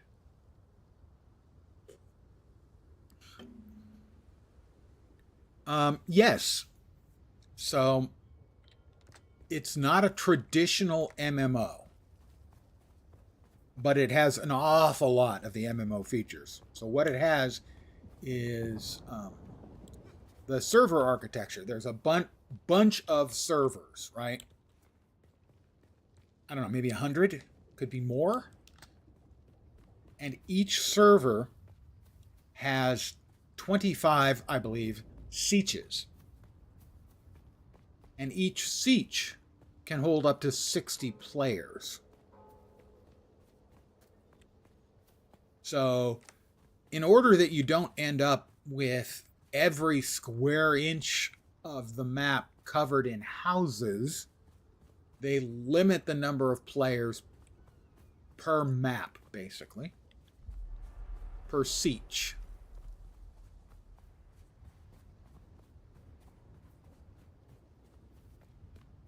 We've got another moisture-sealed cave, so I am going in.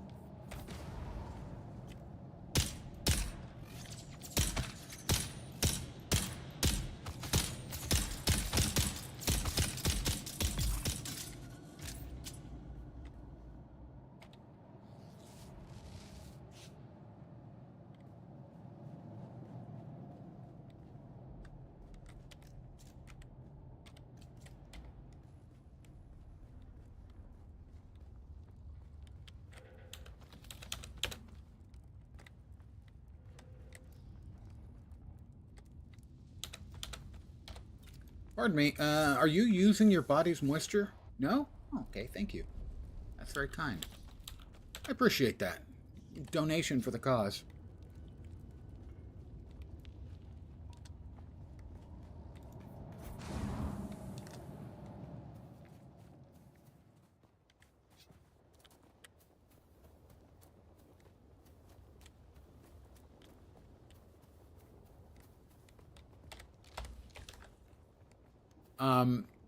You can also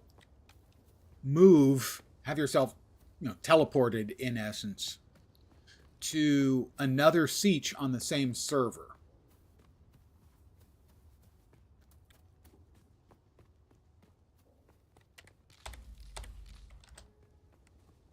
I've only done that when there were server issues.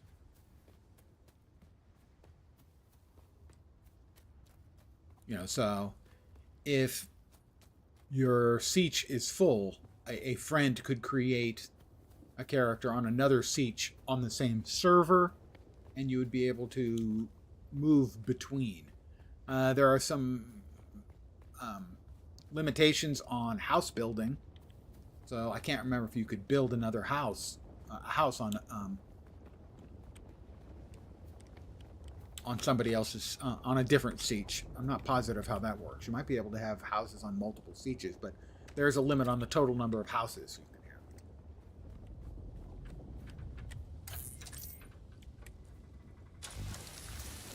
have. Getting armor plating and scrap metal from these.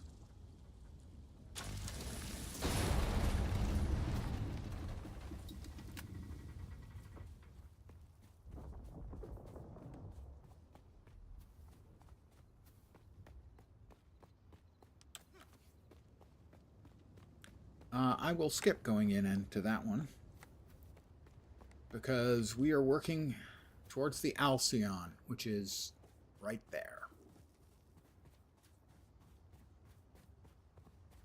And then it's 1,000 meters. I think that's to the first of our kill targets that we have.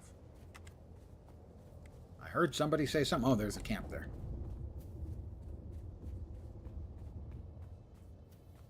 Bandit camps. Alright, so we're headed towards the Alcyon.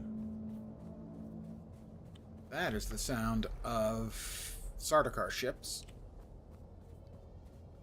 Again, if the Sardaukar catch you, they'll hit you with basically a freeze ray for 15 or 20 seconds.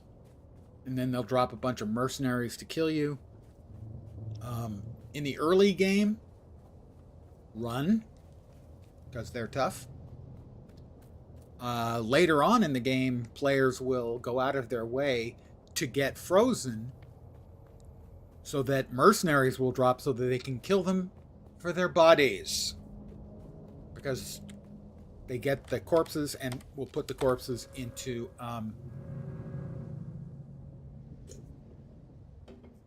basically what amounts to casket-sized water draining devices.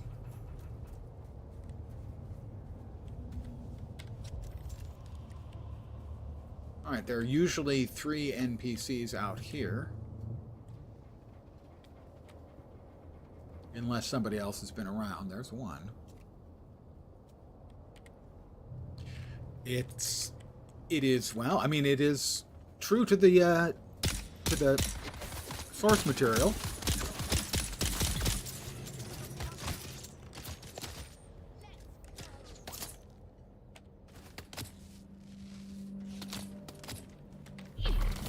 I missed.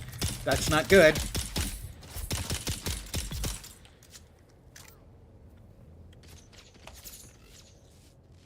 Never read the books or watched the movies. Oh. The books can be a tough read, but the movies are both very good. Boot to the head.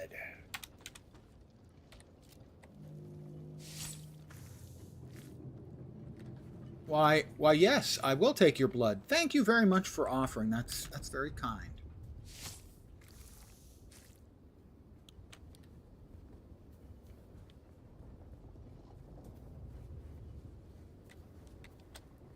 Now there'll be 3 or 4 people waiting for me in here.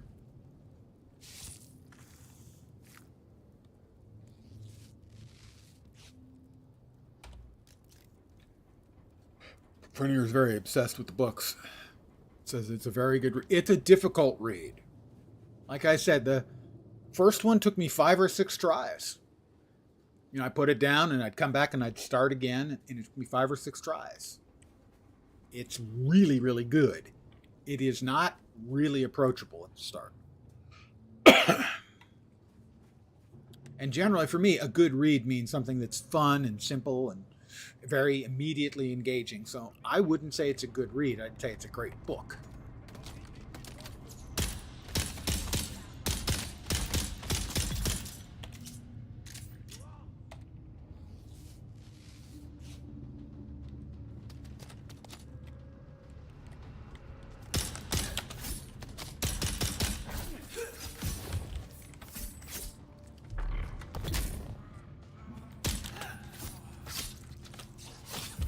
Oh, I'm dead for sure.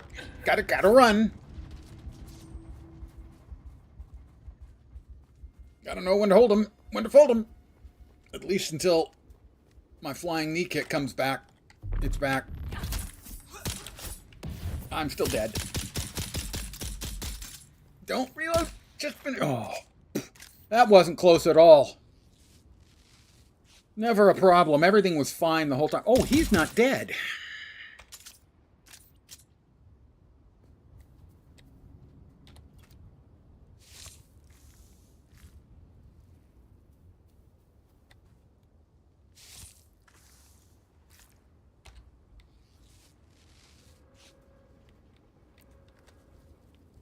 That was very difficult indeed.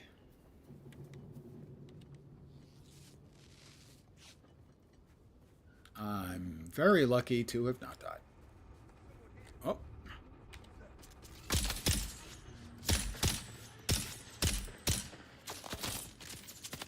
Oh. Where the hell did you come from?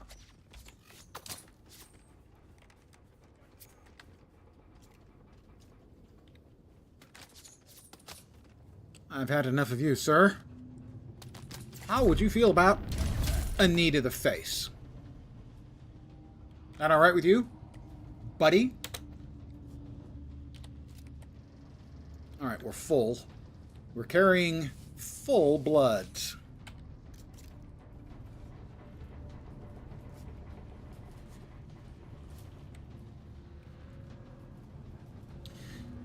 Now, as a cool thing, you get close to this, you'll note it's got the icon for something that can be harvested. You can cut through doors.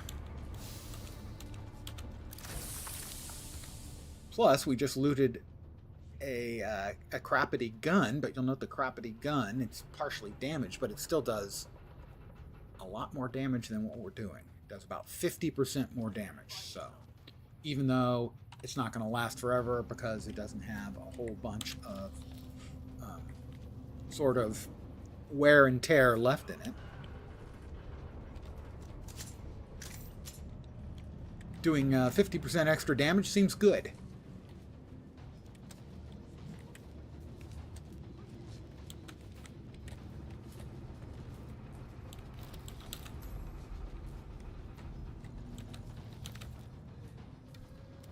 All right, we got the Holtzman amplifier that we need.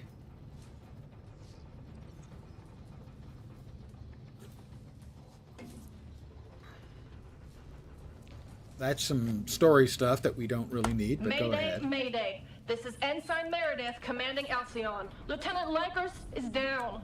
The convoy is under sustained attack. They knew where we'd be. We've lost contact with the group leader, Kytheria. My God! Look at them all! It's Horizon jet fighters out there! Belay that chatter! We have sustained several direct hits, and we're losing Trim badly. We're going to try to set her down. Our emergency transponder is active. Godspeed, everyone. We can't get in there until we get the key.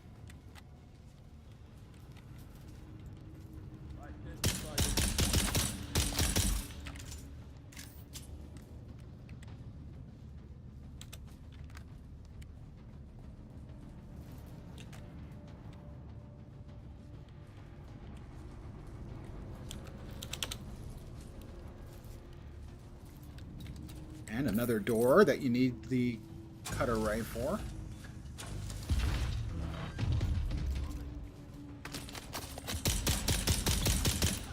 Headshots generally do more damage. Obviously, center of body mass is a little easier to hit. However, later on, you will have access to a sniper rifle, which I strongly recommend. It has the ability to pick off mobs at a long distance. Chef's kiss.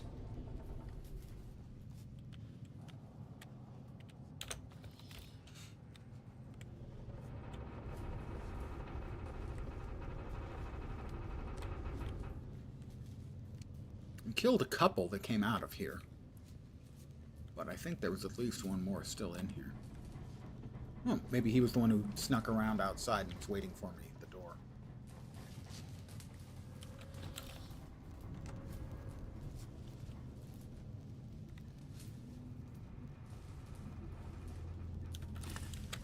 That is a blueprint for a much better knife.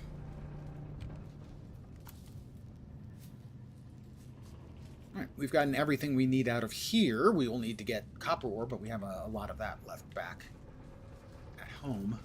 We have copper ore at home. So we are now going to head east 550 meters, and we're going to kill the first of the guys that the trooper needs dead.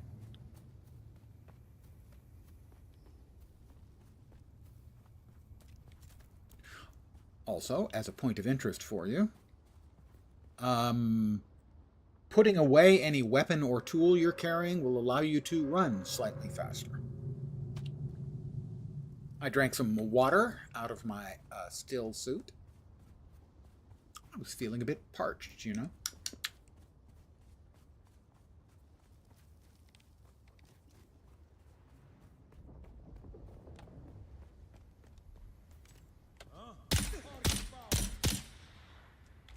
Oh, well.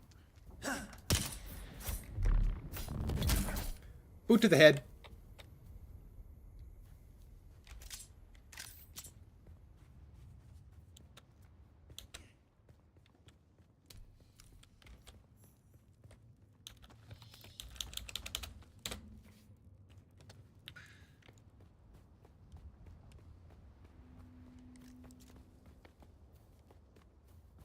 Nice. Night is certainly nice for any time where you're going to have to do a lot of running.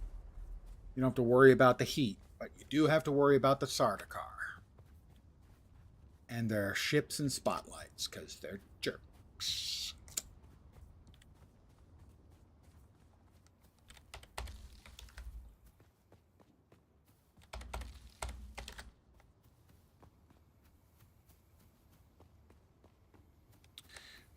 All right, I think it's one bad guy in the first two caves and then three bad guys in the third cave. But I'm not positive, so I will try to be alert.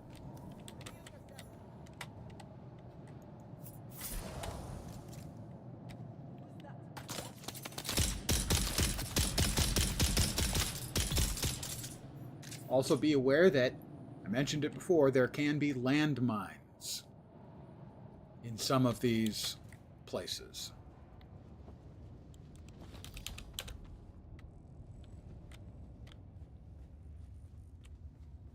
You'll hear a little doop, doop, doop, doop, and I think that is a landmine right there, which I will avoid. That is a follow from Errol Garden. Thank you very, very much. I have a spiel for that. Welcome to my humble little stream of misfunction, malfunction, dysfunction, and frequently complete and total unfunction. You're most welcome indeed, and thank you very much for the follow. I even gave you a little fireworks.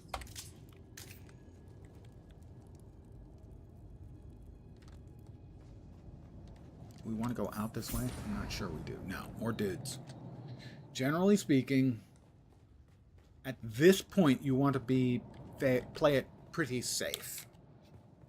It won't be too long until you get your first shield, and you'll have a lot more wiggle room with a shield to not have to die.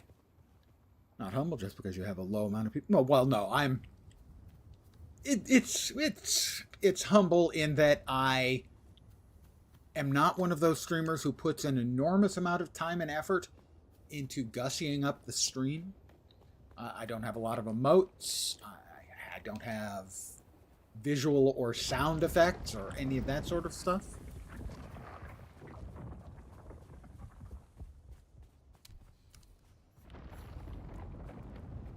I don't have incredible aspirations because I am not trying to make a living at this. I do this for fun. As a retired old fart, I have no hopes and dreams of making a living or having 1,000 people watching ever. However, I do have 1,000 subs on YouTube, and I've been as high as like 950 Twitch follows. Those have gone down to about 850. But I've been bouncing back in the last couple of weeks.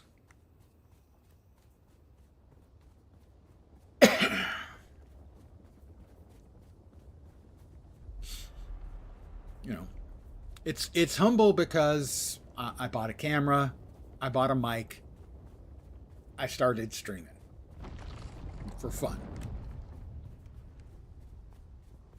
It's not much of a production. I have unspent skill points. Well, yeah, that's true. Dance of Blades. Sure, why not? It'll make them feel better. They'll leave me alone. All right. The second bad guy awaits.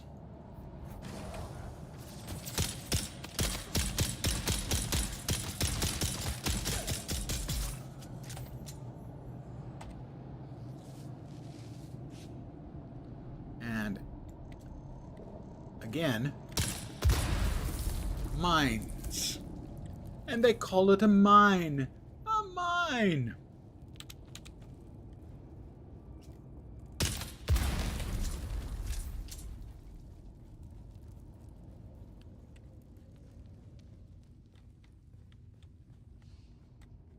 Another one.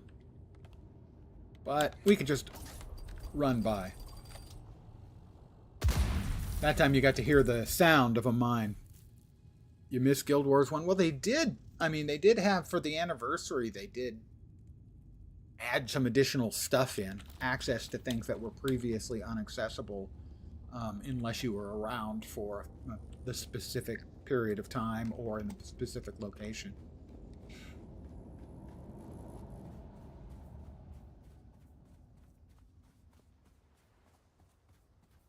All right, we have one last dude who needs moitering.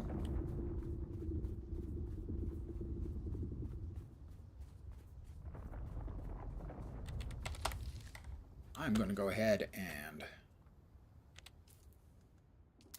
make a few more heal kits because I've been picking up the mats. Might as well. And at most you want 20 because it's a stack. Inventory has two limits. It has a weight limit and a which they call a volume limit because reasons. It also has a number of items limit. Quest items are added at the bottom and don't take up space, but you can't have more than, 35? Something like that. 7. 35 objects or stacks, and you can't have more than a certain amount of weight either. So, something to be aware of. When you get your first sand bike, you can put a storage, basically a trunk on it for storage, which I would recommend doing. Note, you will also be able to, in essence, store your vehicle in a storage device, basically allowing you to put it in your pocket, more or less.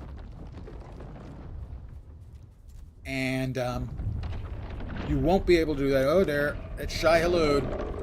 And he would like to eat me, but I should reach rock before he can. Yeah, yep, that's an Angie worm, and I have sadly overheated, so I'll drop myself here.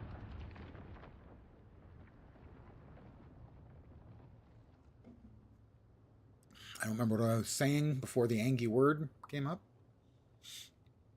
Oh, storage. You cannot pocket your vehicle, whether it's a sand bike or the Recon Ornithopter, if you've got anything in the storage trunk.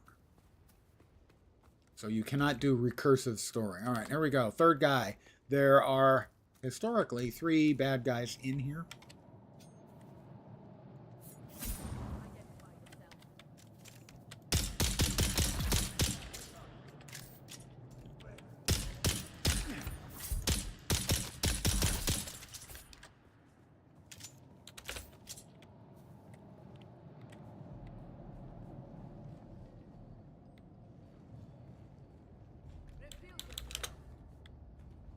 Come on.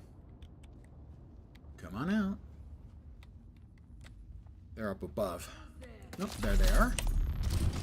Have a knee and some bullets.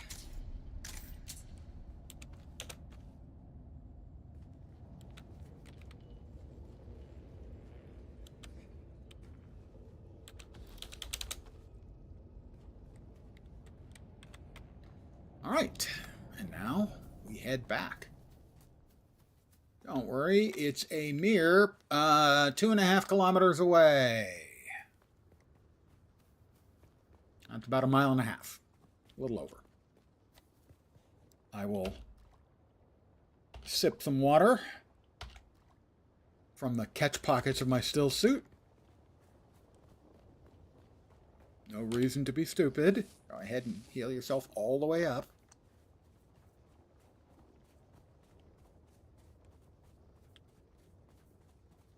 Well, we've gotten everything we wanted to get done out of this area. We wanted to get the Alcyon taken care of, and then shoot the baddies to open up Trooper. We also do need more copper ore.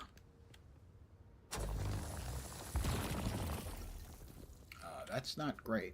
We do not have any shade available. I'm going to overheat. I'm overheated. Just God, all I needed was a couple more seconds. All right, well, we're out of the sun now.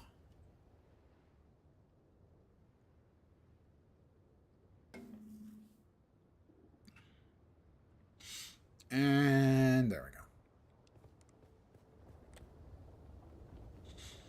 go. Mr. Streamer, sir, did you choose locked or unlocked? Locked. Locked will prevent you from making a mistake.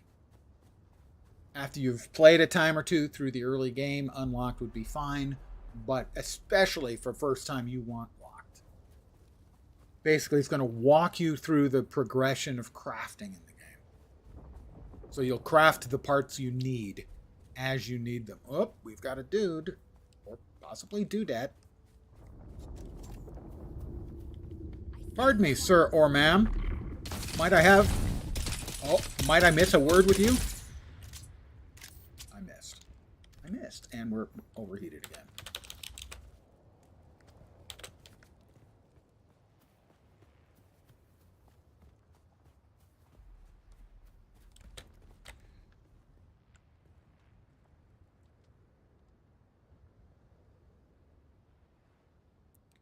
I choose to go locked even now.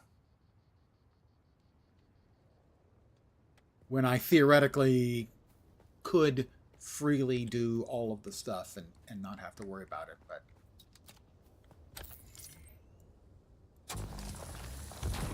it makes sure I don't do something stupid.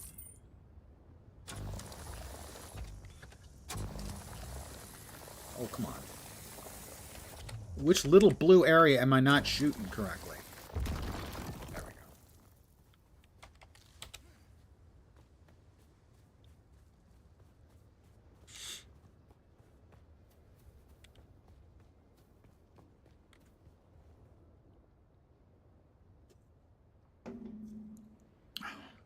So for anyone else who's popped in and didn't get my spiel, if you're going to give the game a try, and I don't see any reason why you shouldn't, free weekend. Do not choose Trooper, because Trooper is easily unlocked early on. The other 3 choices are unlocked much later, so choose one of the other 3 now. I've been playing for 2 hours and 7 minutes, and when I turn in this quest to the dude... Now, granted, I obviously know what I'm doing here. When I turn the quest in to the guy, that will open up the Trooper tree for me. And I'll have access to Trooper and Swordmaster trees, which just basically gives you more skills to choose from, and more options is generally good.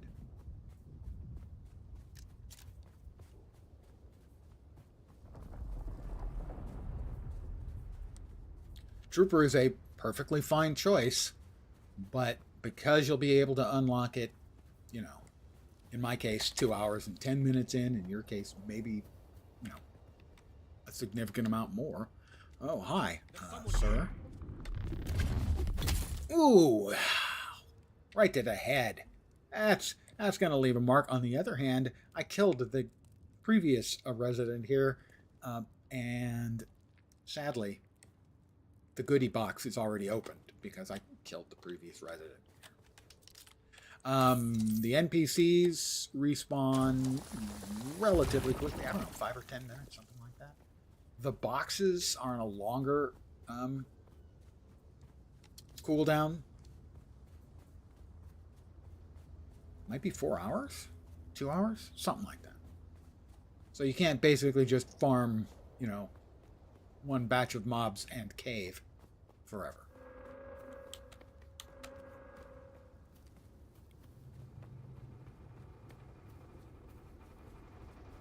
And this should give us the last of the copper we need.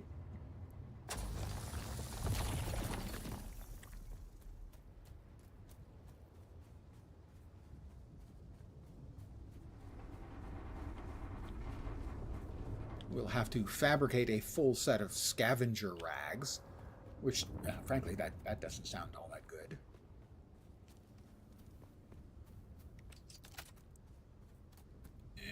And head for the shade. Can I get to the shade? No. Oh my god, that was like half a second. I was robbed. That was not fair. That was a cheap cheat. And I would like to put together a sternly worded letter to my Congress critter.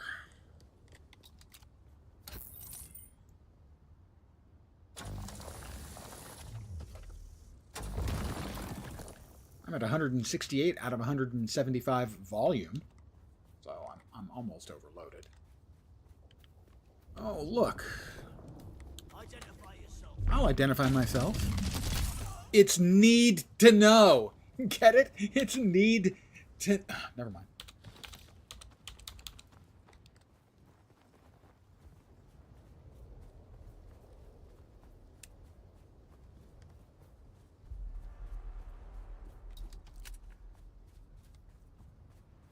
Oop. Catch a little sand. Cool down a bit.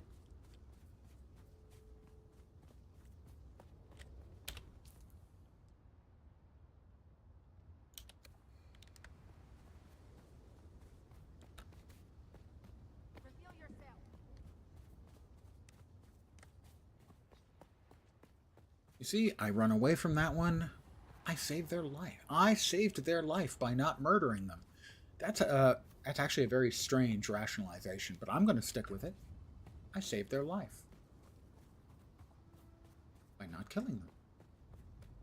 Mm-hmm. Makes sense to me.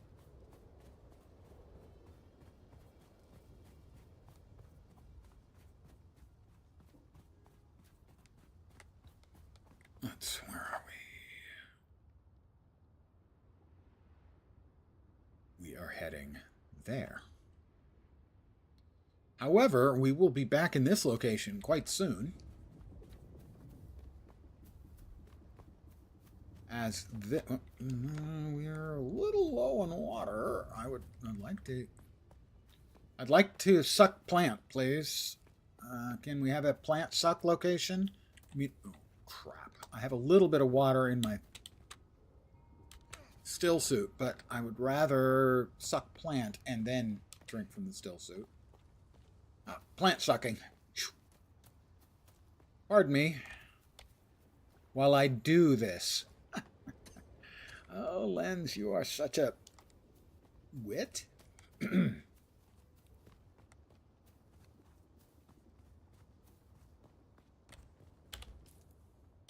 At least half the time I'm witty.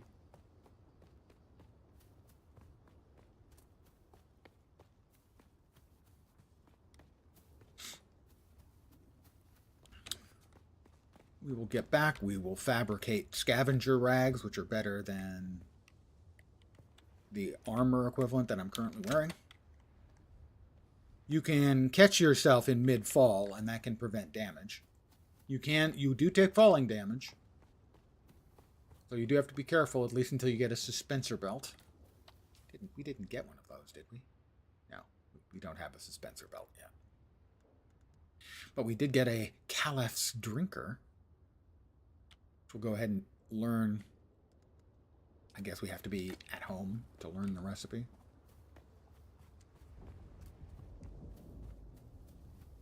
Or maybe at the trade post. Not just out and about in the world.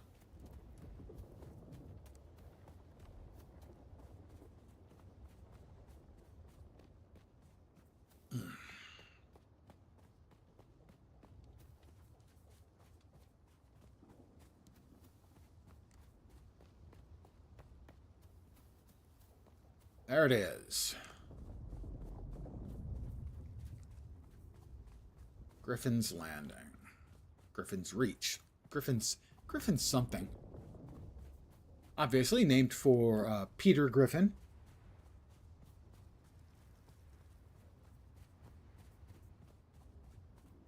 Archie Griffin?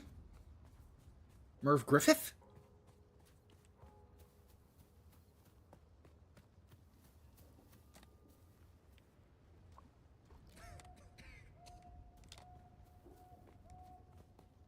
More plant-sucking behavior by yours truly.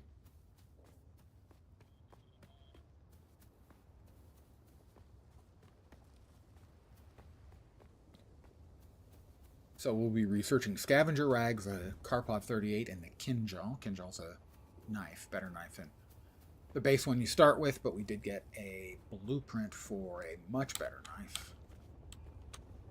There are knives and swords. Swords hit harder, but are slower to use. Also have some sort of area attacks. And a Karpov 38 is a much faster shooting rifle. All right. Back again. Yes. Like the sour tang of rancid wine. Your vengeance is complete. It's over then. Good.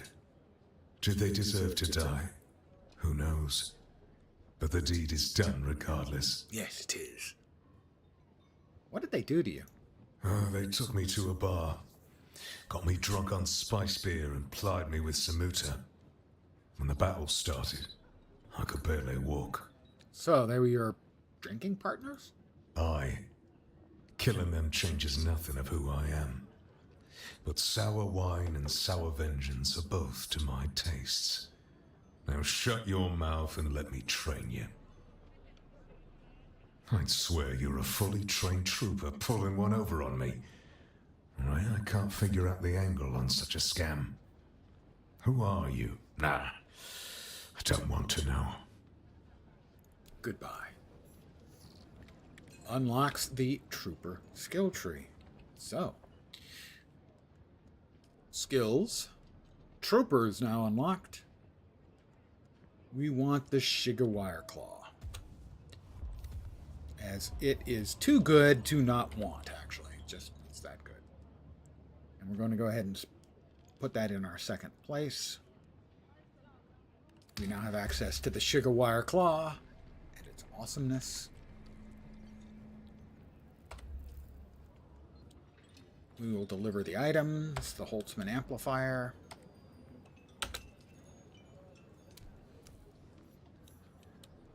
They want micro sandwich fiber, and EMF generators, which I have because we got them from the caves. More XP, more money. There are no more contracts available. Imperial Testing Station number 2 awaits us.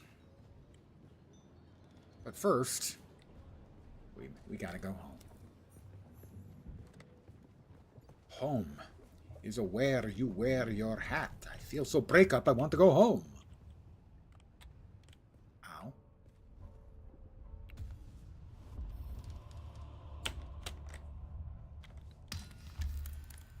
Fremen finds contract completed.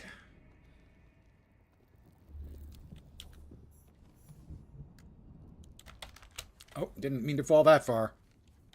That was not a clever move on my part. One thing I do generally like to do with the second house, you'll get a quest to build a second house in the second area once you finish out the first area, is to build close to a patch of water-sucking plants.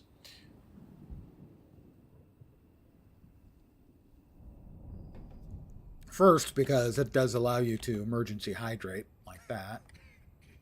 But second, once you get the actual harvesting ability and tool,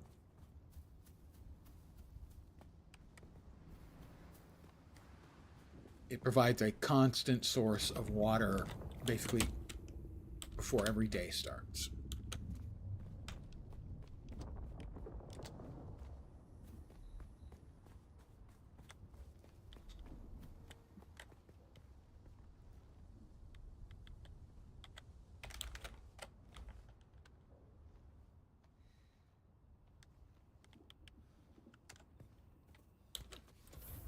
Oh, and if you want to see the sugar wire claw in action, looks a little bit like that.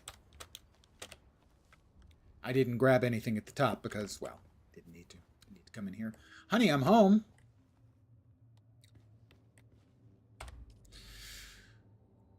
Let's deposit our blood in there.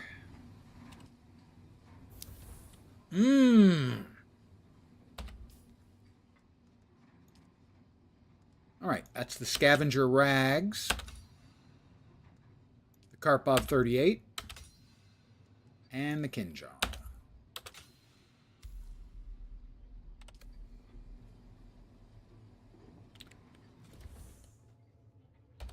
We must have looted a piece. Yeah, we looted a piece of scavenger gear.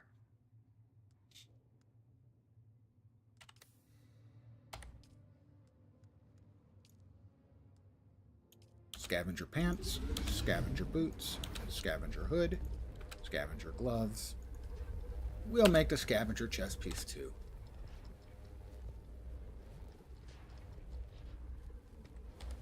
Let's pick up the leftover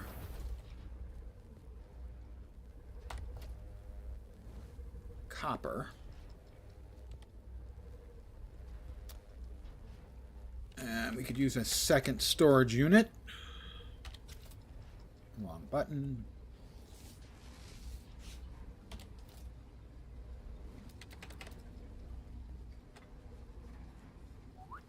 Rotate.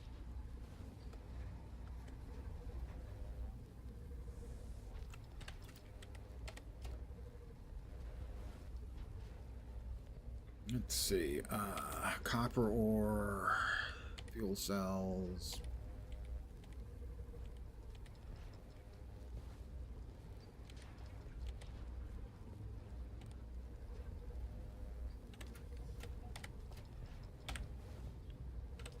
There's a really cool feature.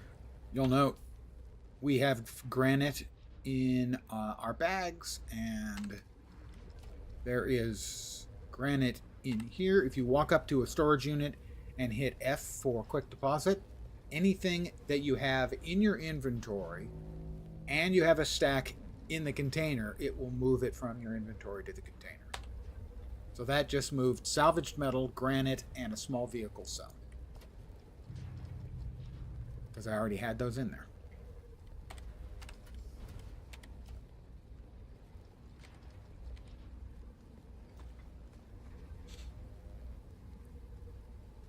let us learn that recipe.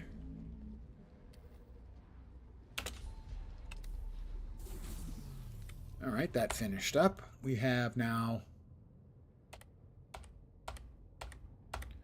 better armor, which means the crappy armor, the makeshift stuff, we don't need anymore. To show you the difference, this is our still suit, 11 armor, 3 heat protection. This has 24 armor, 0.1 heat protection. But it does have lower stamina cost and a higher blade mitigation. So this is better than the makeshift stuff. We don't need the makeshift stuff anymore. We do not have the salvaging station yet. Not that the makeshift stuff would be worth it, because all we'd get out is a little bit of fiber. So we're just going to drop the makeshift armor outside of our house, where it's in that little box, and it will despawn in a little while, because we've got better armor on us. We should probably make some light darts. We can probably remove some of the plant fiber as well. Let's split out 200 of it.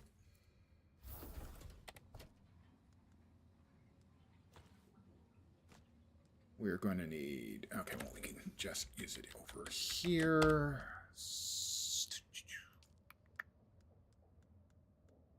Light darts. Makes 30 each.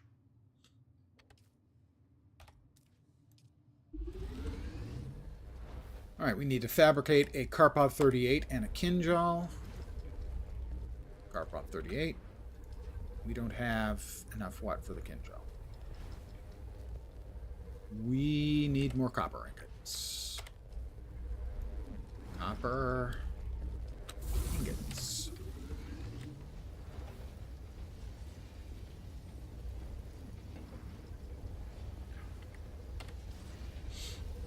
All right, we've got darts. We're making. I've made the Kinjal or the Karpov. Now we need to make the Kinjal. And the Karpov will replace. Did I not? There it is. The Karpov will replace the pistol. Pistol does 7.2. The Karpov does 7.6 per shot. It shoots a lot faster. Has better range. It's just better in every imaginable way. We can drop those off into another storage, I guess.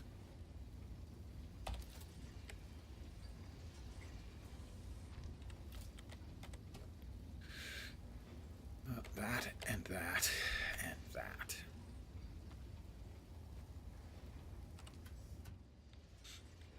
All right, we have the Kinjal. I've crossed the Vermilius Gap, off-worlder, and I still haven't shaken my unwanted followers. I'm afraid I must delay our reunion until... well, I fear drastic measures might be required. But fear not, off-worlder. You've come this far alone. I'm impressed. You're a long way from that mewling mauler I dragged from the wreckage of the Proteus. That's not nice. Listen, you'll need a vehicle to cross the sands to the Paranorth and reach the gap. But vehicles require components that aren't created here on Arrakis. Arrakis has a long history, off-worlder, more than you might imagine. Some things, like the Imperial testing stations, contain echoes of the past. But more importantly, they contain stockpiles of components you'll need. Just be careful. Those old ruins are a beacon for all kinds of scum. Hey, that's not nice. You don't have to call them out like that. Scum. Just, it's a little rude. I'm going to make the Hajra. I have enough of the spice-infused copper dust to make either the Leader John or the knife. Research. We've got 16 intel. Can we... no, we can't. Oh, we'd have to spend 3 more intel to unlock that. Is there anything else we can spend intel on?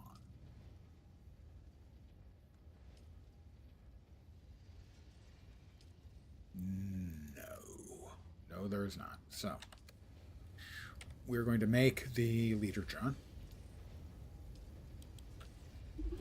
Technically, it's a liter and a half John.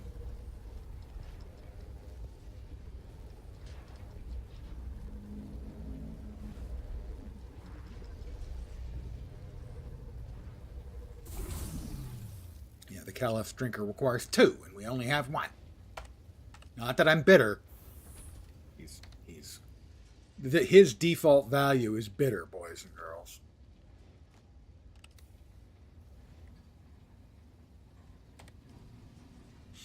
So we can now extract the water from the water storage. That's a follow. Slayer Delano. I have a spiel. Here it comes. Welcome to my humble little stream of misfunction, malfunction, dysfunction, and frequently complete and total unfunction. You're most welcome indeed, and thank you very, very much for the follow.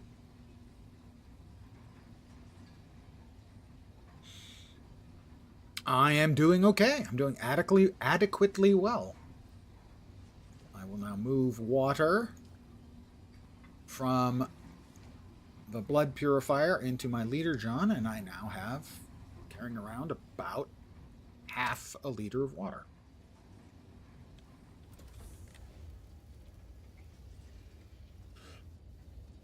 So I mentioned next up would be the Imperial Testing Station. So it's here, and it is also here where the NPC is that you can get training for planetologist. And this is mostly buffs. Buffs to things like vehicle repair or mining, climbing, cutter ray mining. So a lot of buffs for the most part here. So not much in the way of combat stuff. However, the Imperial testing station is some pretty serious business. It's a tough piece of early content for sure.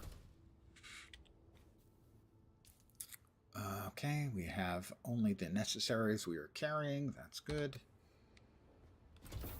Now, let me grab some more. I am seeing chat.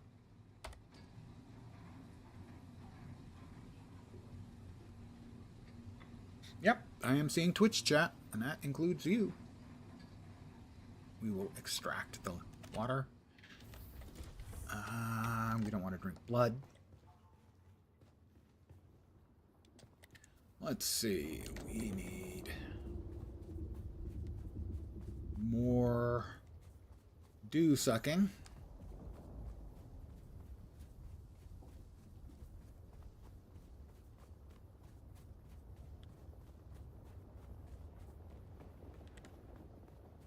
It's not my favorite game, but it is a game I enjoy a lot. I haven't played it for a couple of months. But it seems like with the free play event, it's a good time. A friend of mine is playing for the first time.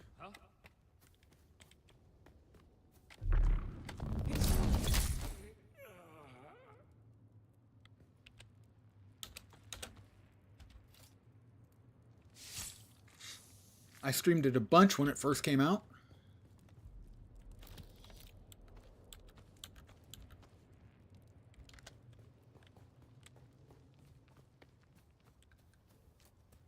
And given that it's a free weekend, if you are the kind of person who enjoys a survival or survival crafting type game, and you haven't tried it, I would suggest it because free is a really good price.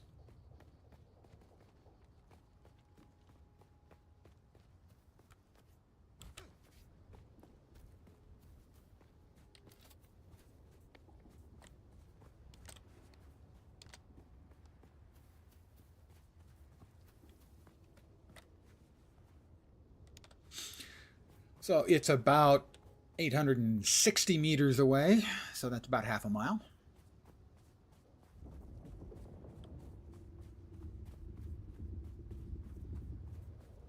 And in there, we will get some of the materials we'll need, and quest progression to the point where we will be able to make our speeder and prepare for the trip to the main map. There are, in essence, sort of 3 maps. There's this starting area, Haga Basin South, where you'll spend the first few hours of the game.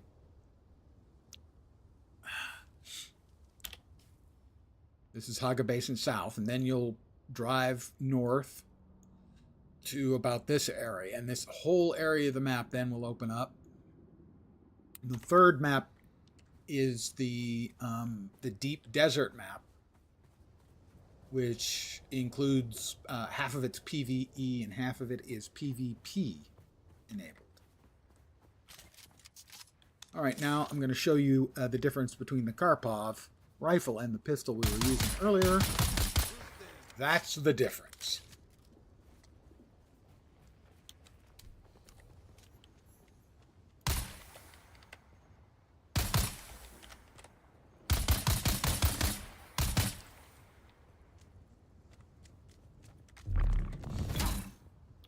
But the knee still works, you know.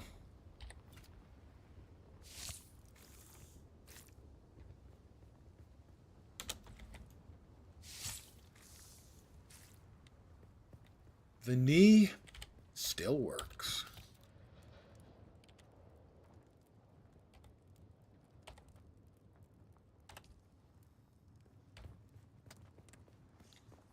All right.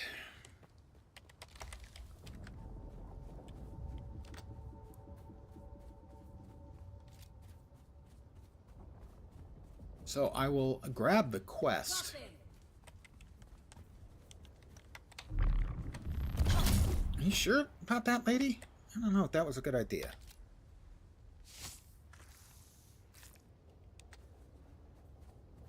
It seemed like a poor idea to me, but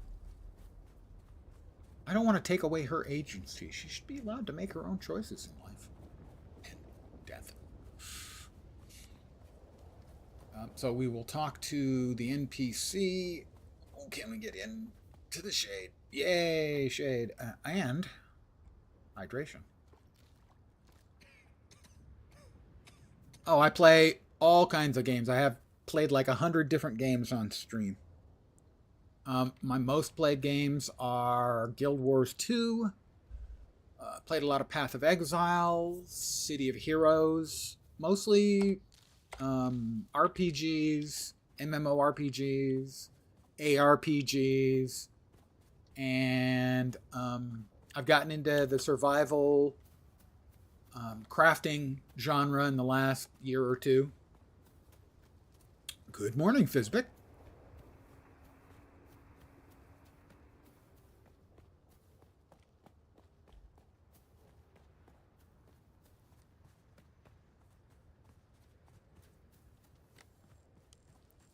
So we need to track down the NPC here and get the quest from him. And that will open up the planetologist skill tree. So there are 3 things we need to get, 3 quest items we need to get from inside the Imperial testing station. Now, in the lore, the Imperial testing stations were a bunch of testing stations set up a long time ago. And they have materials that we can Watch your use step, stranger. for crafting and stuff. Those plants are hard to grow out here, and harder to replace. No, you don't look like the scrap rats that swarm around the place, and you don't look like one of the crazies from the lab. So what brings you here? I'm just exploring the desert, Exploring man. the desert sounds like the kind of thing old Pardo Kynes used to do. His exploits here on Arrakis were legendary back on Kaitane. Who are you? Derek Chinara, planetologist, botanist, and political I've been streaming exile, for I'm afraid. 6.5 I've been years. stuck out A little here over for a 6 while. years. I learned the hard way. Never say the wrong thing to someone from Kaitane. Excellent advice, but a terrible thing to learn the hard way. Cyprian Io. I loathe that name. Barely a planetologist Yeah, at yeah, all. yeah. I would like to learn think from you. I would gladly teach you. But there is something I must do. Perhaps we can 6 help years. each other out. He You look needs like me some- to That's get easy. something Somewhere in the state, be careful. The people. from inside the testing station.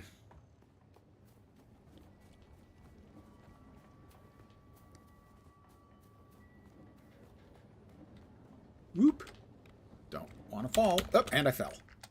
I say, don't want to fall. I immediately fall.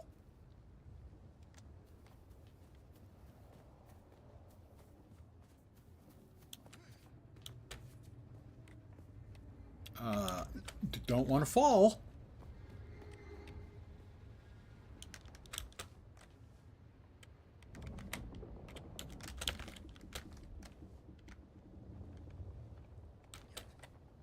All right, no guys are waiting for us outside the testing station, but inside the testing station, lots of guys are waiting for us.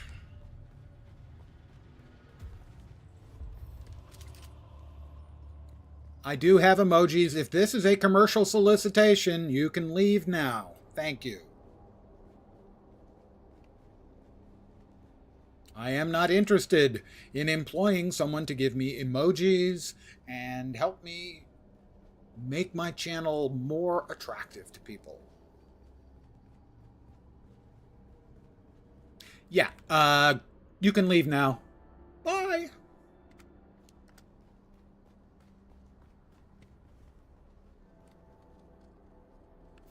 Give me a sec, guys.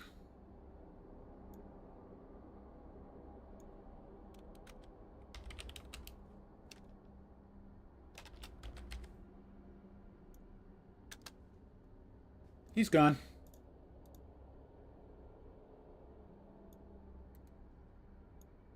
I have no patience for people who pretend to be interested in what I'm doing and then start talking about how they'd like to sell me their services.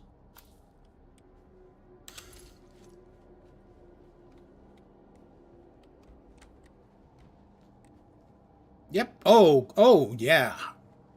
It doesn't take long streaming to recognize if they say, hi, love what you're doing, contact me, here's my Discord name. That's always a complete giveaway. If they're overly effusive and friendly, that's usually, not always, but usually finding that corpse with the Telexis a statue. giveaway. I don't trust him. Keep an eye out next time you're out on a salvage run. If he starts acting weird, dart him. Water. I will drink. I had a friend stream a game from his PS5 because he couldn't stream on Discord, and there were like multiple per hour coming in trying to sell their services. Yeah, I don't get that. I think I would have to have a higher viewer count to regularly get the offering of services, but the Discord stuff, contact me on Discord, is pretty constant, roughly one a day, maybe, every other day. Welcome to Desert Botanical Testing Station number 2. But yeah, I can see it coming. That guy, I thought it was coming really early, and then, yep, there it To was. find or engineer botanical species capable of thriving in the extremely arid regions. A true challenge, as I'm sure any visitor who has traveled through the barren rocks and sands will agree. Our first task has been the installation and testing of leak-trap units, capable of reclaiming moisture from the atmosphere. And I just have no patience for it anymore. It's so cynical and so practiced. They can't even, spend a couple of days sticking their head in for a couple minutes every couple of days before they come up with it. No, it's got to be fast.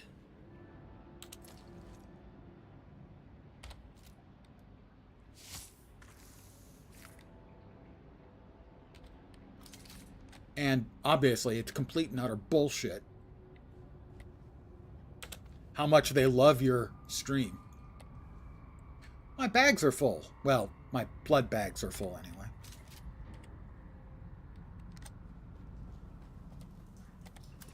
You know, occasionally I'll get someone saying, you know, they come in and they say, hey, I notice you don't have much stuff. I can offer you some services if you're interested. You know, if they actually act like a human being, I can respect that. That doesn't get a ban. I tell them politely, I appreciate the fact that you treat me like a human being, but I am not interested. And generally they will accept that because the actual people you might want to do business with. I thought I could trust Juice. But I know now that he's part of the plot, eh? I heard the worms out in the desert whispering to him last night, and the bastard whispered back. I didn't think that they're all a league against me. All of them. Huh? But they won't get me if I get them first.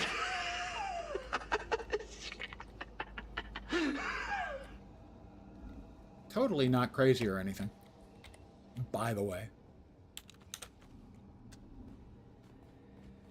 Now you'll note I'm going to be pretty efficient here because I have done this so many times. It's not unusual for me to farm this for materials because it's really fast and straightforward.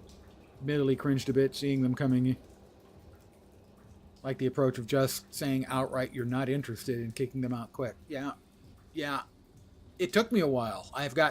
Now I tend to get angry about it. And that makes it a whole lot easier. Because they come in with bullshit immediately.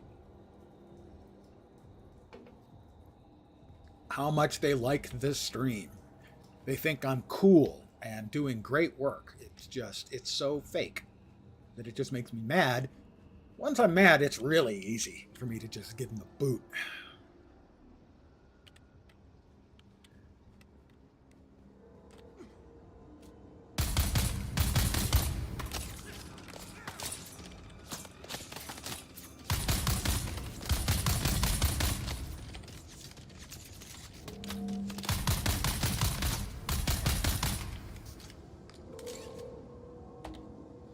Now you'll notice I go through these bandages pretty quick because I want to top off when I can. There's always 3 or 4 mobs in here.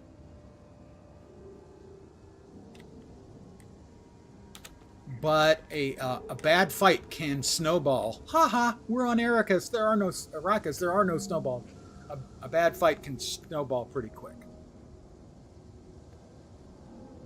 So far I am cool, and you don't want anything. Well, you want me to continue to be cool, or at least entertaining. I do this for fun. So I'm not trying to get rich and famous doing this.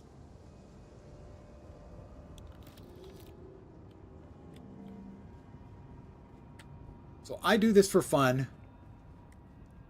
The things I enjoy are interacting with people while I play, and so Don't sleep. That's when they come for you. Low on guards. Don't sleep. They're watching. do we have the... Find a knife. Or maybe a hammer. Either would be good, but both is better. You know, so Just don't sleep. For me, don't sleep. I want to Don't sleep. encourage the community to interact because that's fun for me. Aha! You see? Sometimes somebody else comes in. Come on, you took a shot at me, dude.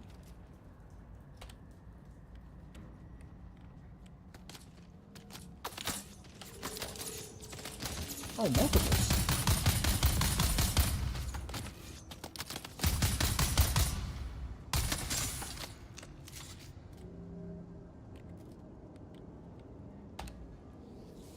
So I enjoy interacting with the people, but I'm not doing it for engagement purposes so that you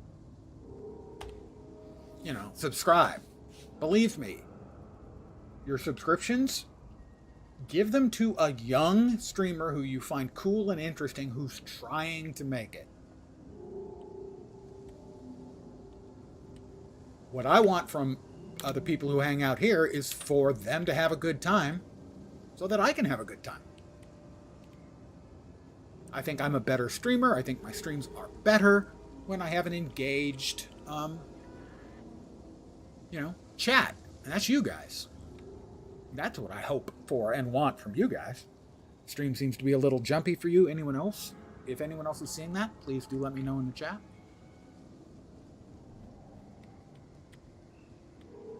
There's usually 2 people in here, but they may have been the ones who came running upstairs to get shot. Working well for you. Thank you. Beneath the hill where the fox runs lightly, a dappled sun shines brightly. Where the fox runs lightly. You can't hide from me, little bird. Where are you? Beneath the hill in the fennel brake. I spy my Did we get everything? I think we did. I cannot wake. No. Go away. Go away. There's a little bird. Gotcha. People here seem to have gone a little bit crazy, which is fine. I'm not knocking crazy. It's a lifestyle choice. I am fortunate in that I'm not trying to make a living at this. It makes playing games more fun for me. That's my only objective.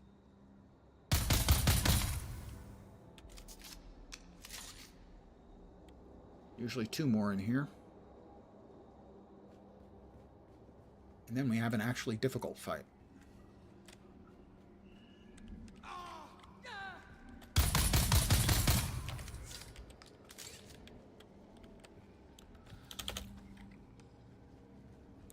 More water, please.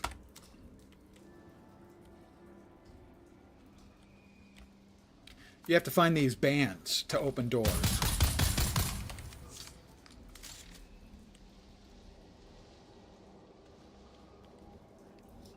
Inside Imperial testing stations and the like. A lot of times you'll run into pentashield doors you can't get through until you have the right key.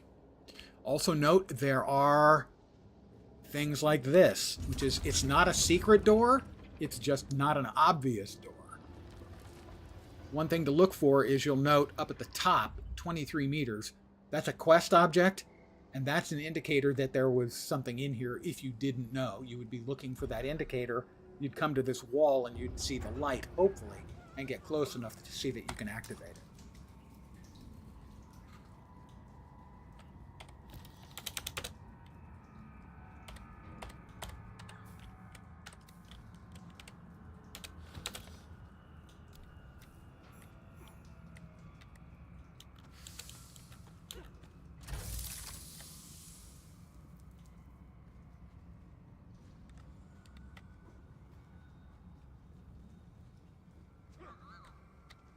I hear somebody out there.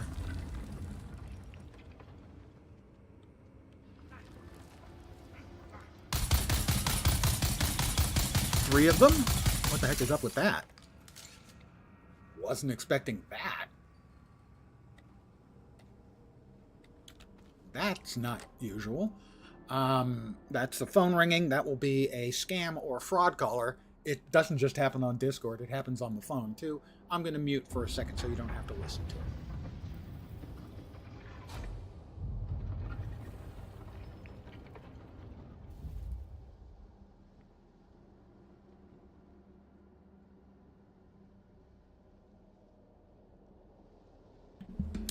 They hung up, as usual. Okay, now we have the real fight coming up.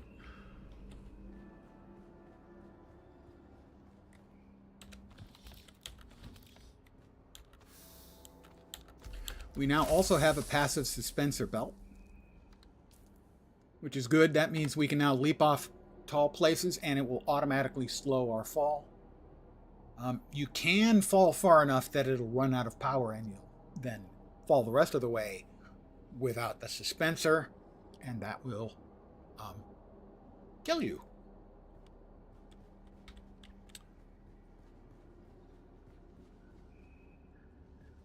All right, there's a guy in here who has a shield. This is the first sort of shielded opponent you're likely to face. Shields will stop bullets for a very, very long time. Essentially, you kind of have to kill most shielded enemies with a knife or sword. They can be very, very dangerous, and this is the first one you're likely to run into. Note, I have the Shigawire Claw and the Knee Strike as abilities.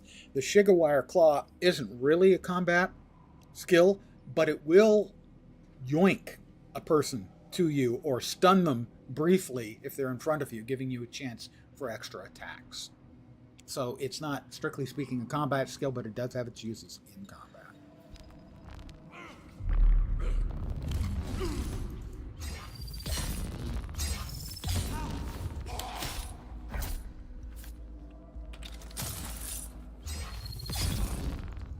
And the tweedling noise you heard was the heavy attack.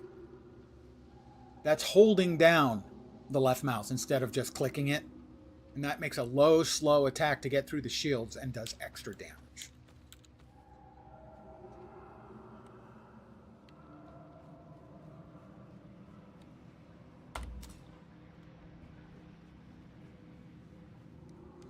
Dune's going well.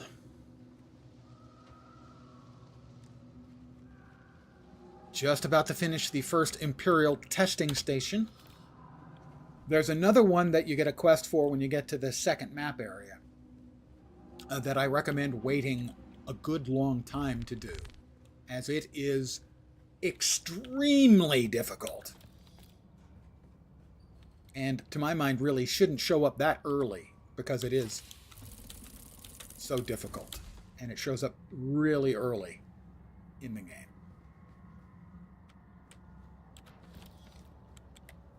Okay, we pick up the ID band. We can now get through the purple door. We have the parts we need to make the sand bike. We're on looking for a streamer with Dune drops. Went with the old man gamer tag. I'm not sure. Are the drops... I'm not sure if the drops are for affiliated streamers only, streamers who have opened a relationship with Funcom, or if it's everybody. Oh, okay. Yeah, if the drops are enabled for everybody, then they certainly should be here. Give me one sec. Yeah, it should be on the drops, because I have 2 drops showing for me. So my assumption, drops should be available here as well. Welcome to Desert Botanical Testing Station number. And now we're back to where we came in. But one more door will be open now because we have the purple access. Well, you are certainly welcome here. Old men gamers, we gotta stick together. And the most practical way for us to stick together would be super glue, but second might be Twitch.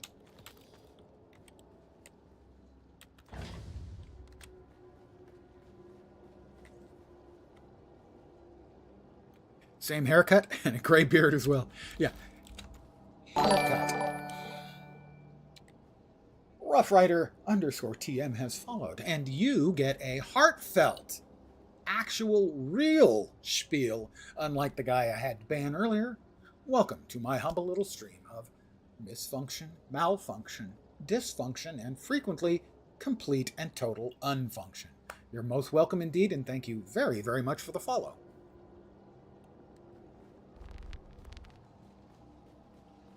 Well, I mean, it would allow us to stick together. At least until someone came up with, I believe it's what, nail polish remover will dissolve the cyanoacrylate superglue. So we have finished the Imperial testing station. Gotten all the goodies. We'll return, we'll cash in the quests, we'll make ourselves our first sand bike, and then we'll be heading north into the major full map area.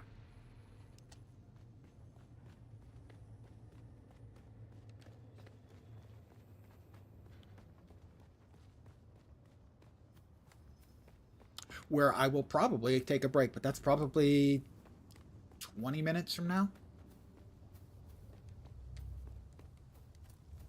I almost forgot. I have to go back to Derek and turn in the quest. Yep, he's 110 meters. He's above me, but you know what I've got now? The Shigawire Claw. Yeah.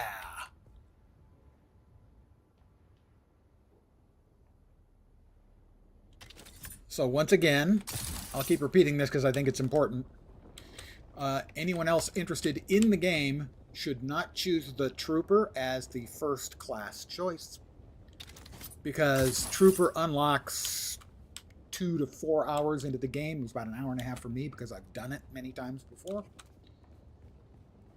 So there's no reason to hurry and get Trooper first when you can get Trooper a couple of hours in and have access to 2 skill trees instead of just 1. The other classes eventually will be available, but they're a lot more time-consuming and further into the game before they unlock. Eventually, you'll have access to all 4 trees, plus the extra tree that Derek here unlocks of Planetologist. Your favorite methods of travel is the Shigawire and full suspensor? Yeah. Well, you can cover an enormous amount of space with that, especially if you've got extended power on your suspensor. Someone mentioned earlier that they thought that a jetpack would be a good addition. And I said, basically, that's in the game with the Shigawire, claw, and a suspensor belt. You launch yourself and just go. I brought you the manifest. You have? That's incredible. I'm pretty incredible, Derek. Down there would keep me stuck here forever. Yeah, it is wonderful. In essence a jetpack. Say what you will about the old empire, but they knew how to keep a record. I believe you offered to teach me something about planetary ecology. Yes, of course. I haven't forgotten. Pay attention. Life, all life, is in the service of life. Thanks, Derek. There.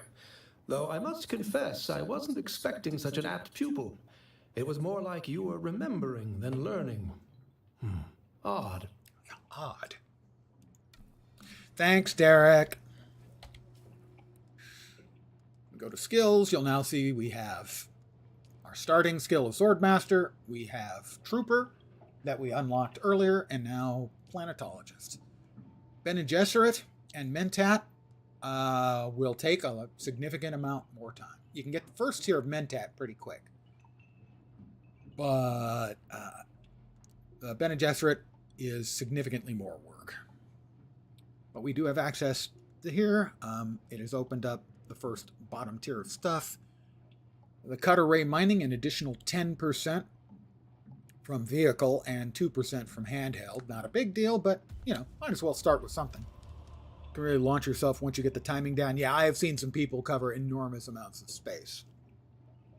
Basically launching themselves all the way from Haga Basin south to the trade post, whose name eludes me, in Haga Basin north. The first one. Dew gathering. Well, we don't have the Dew Reaper yet, so we can hold on to that.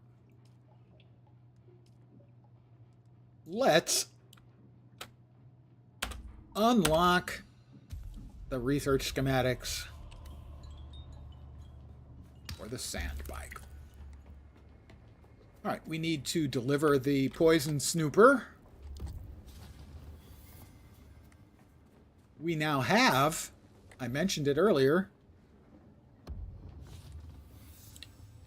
the passive suspensor belt, which means that we can fall, and the little blue glow you just saw is basically the suspensor belt kicking in and automatically preventing us from dying. It is a huge quality of life improvement. Combined with the Shigawire, your ability to move around the map has increased by an order of magnitude. We'll have the bike shortly, and that will speed up the horizontal travel times by a bunch.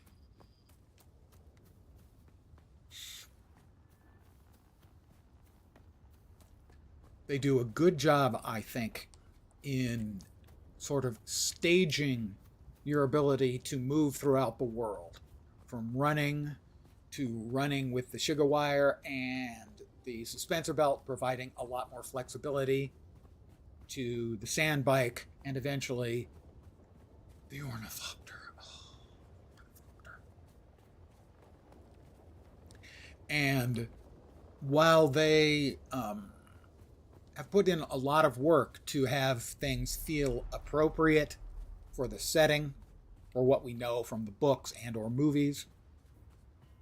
They also do embrace the fact that it's a game. And so, for instance, you can, in essence, put your speed bike or your basic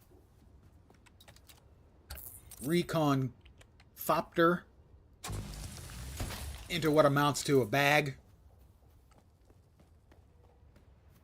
so that it functions like the mounts you're used to from, MMOs and the like.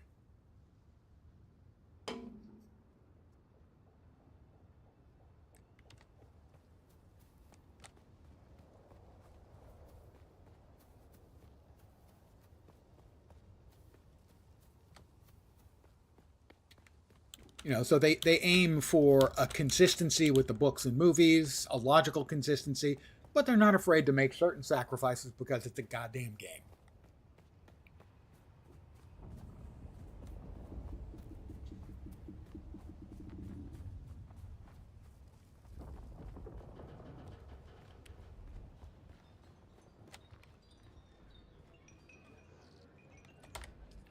All right, first, deliver the item.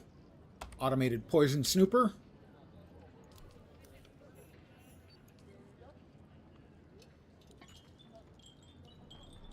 And the bike building. Right, we need to make those parts. So we have to make our own goodies for ourselves, and I don't think we got any sand bike parts as drops. You can randomly get sand bike drops out of the the testing station. I didn't.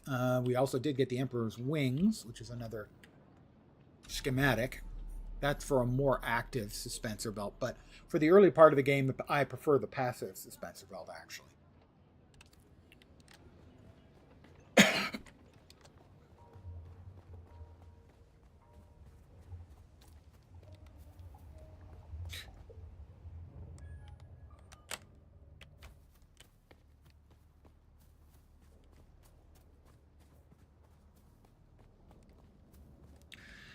You will note that sort of rock with a big sort of hammer head. That's called the hammer, logically. And east of that is where we'll be headed. But for the crossing itself, I find the hammer is a good aiming point, generally speaking.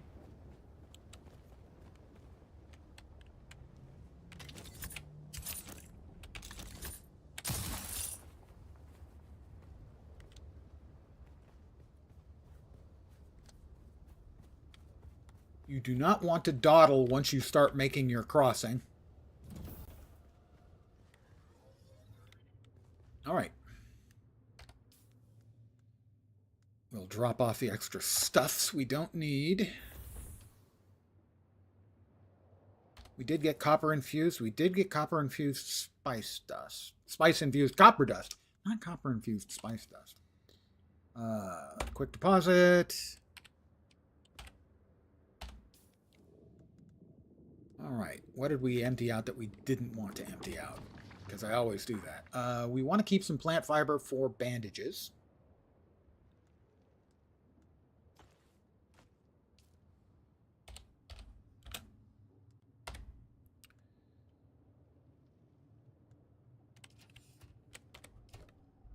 We'll drop off the servox and capacitors. And these things we'll eventually want to salvage.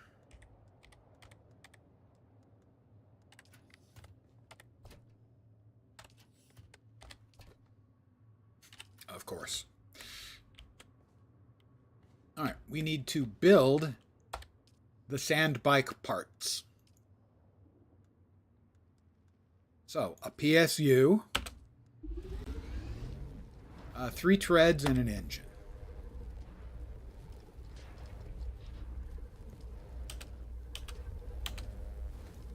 And an engine.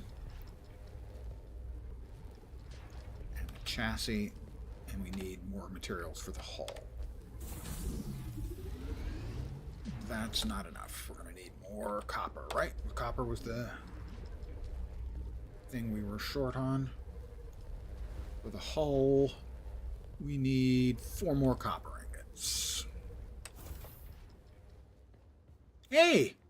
Look, guys! Copper! What were the odds?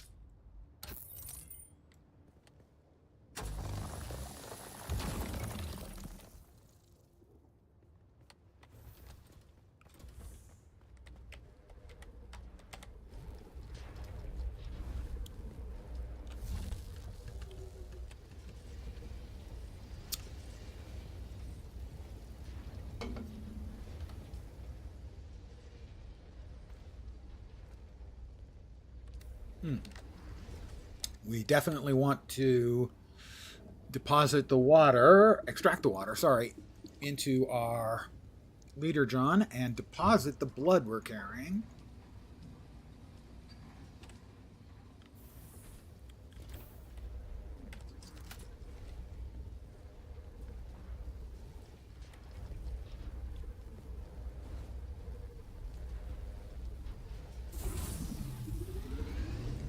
That is the chassis, I think. No, we'll let it finish. Engine, treads, PSU.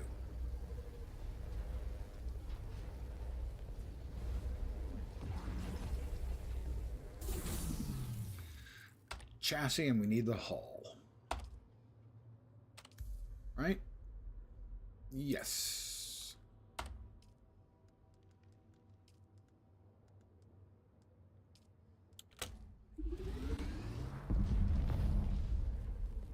That was a sand blow somewhere.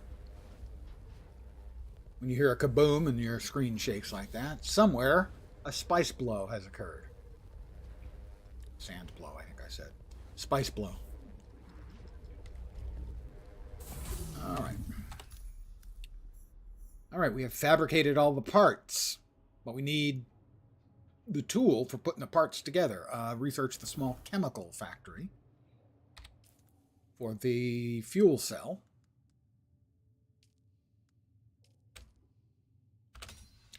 I may need to track down some more copper. I need more copper. I need a lot more copper, actually. Well, maybe not a lot, but I need a good chunk more copper, so. We're going to run around looking for copper for a bit.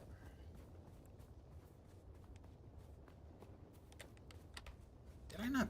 I thought I put... Yeah, I did park myself right under a copper node.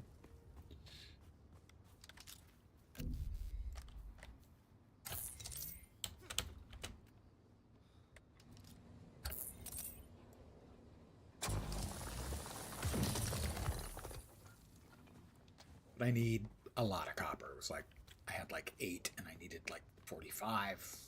So, a lot of copper.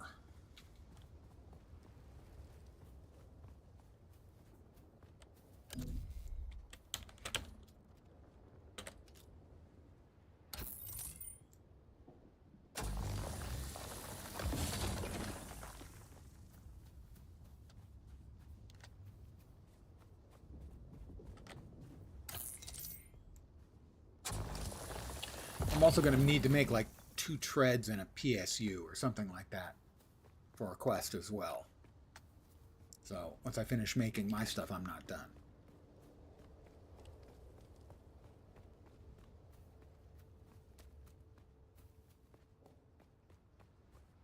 Let's take a quick sip of water from our catch pockets in our still suit.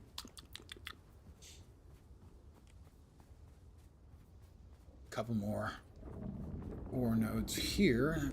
Probably is going to give us enough. There he is, Shai Halud.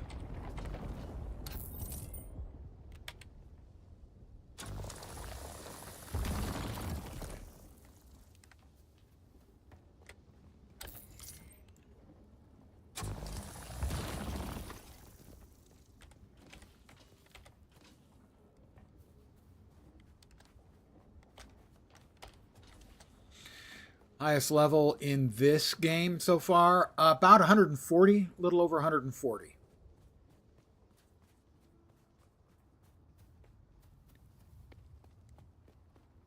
I'd gotten to the point where I see someone.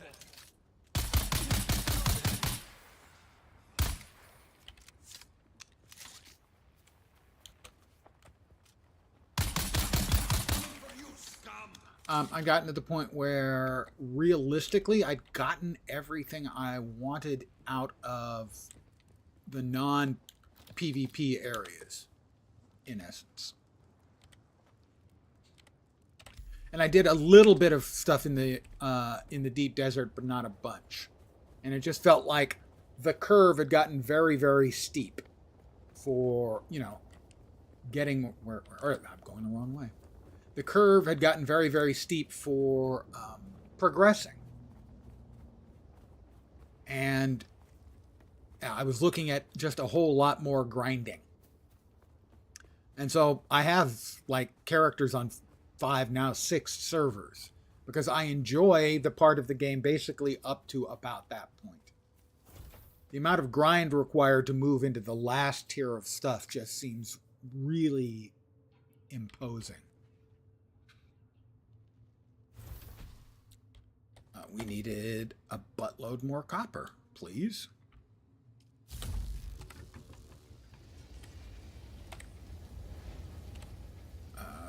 Constructor and rack up that small chemical refinery. Right. Well, it'll fit in there. And once we get all the copper,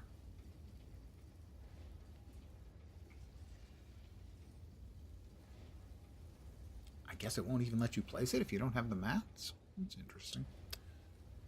Well, it's going to take it a sec. I'm going to AFK for a minute and take care of some natural functions. Grab another Coke. I'll be right back.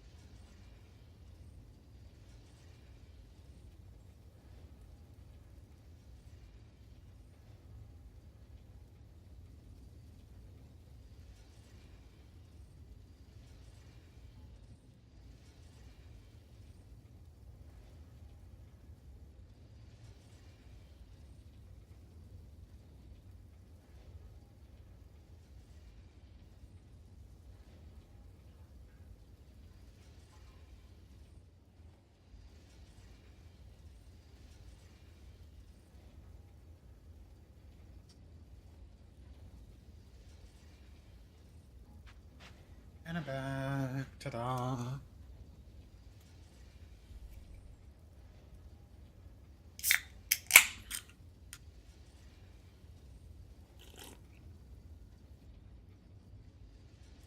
We're almost there, guys.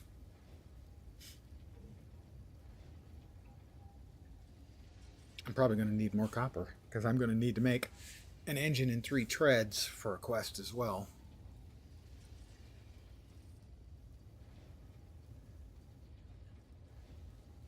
5 to go. 4.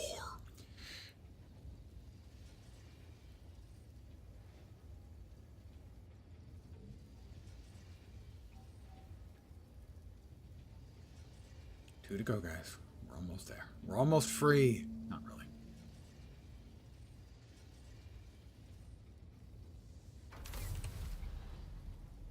Make a...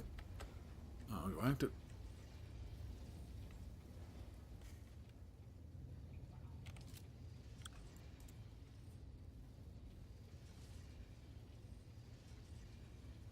I know. I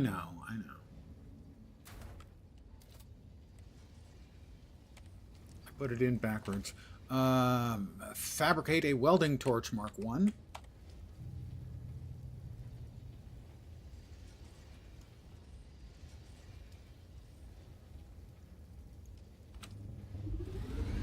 And welding wire.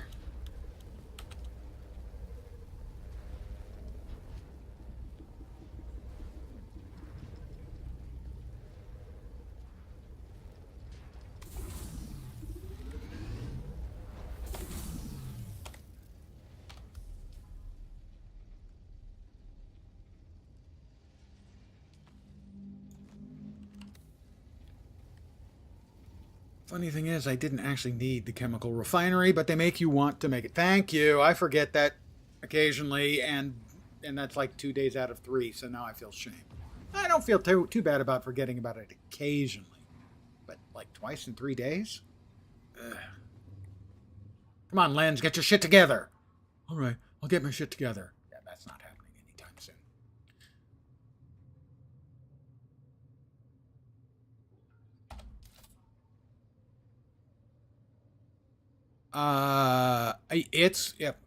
I will accept that blame. I think it's a really solid game. If it's the kind of game that you like, you know, the survival crafting genre, it's really well done. All right, and now we're putting our vehicle together. Let's see, the ankle bone connected to the thigh bone? No, that doesn't make sense.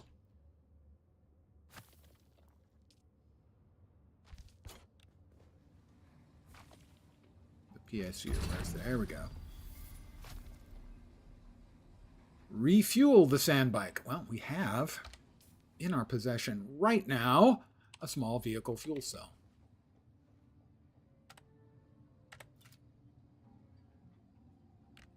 Go here, go there. And talk to me, Santara. That's it, Offworlder. You're ready. I'm waiting at Mirzabar. That's the great rock formation that looks like a giant hammer. Yeah, I agree, Be Rough Rider. careful. Vehicles are fast, but nothing can outrun Shai Hulud. You can only hope to get between safe areas more quickly. They've done a good job. I'll see you soon.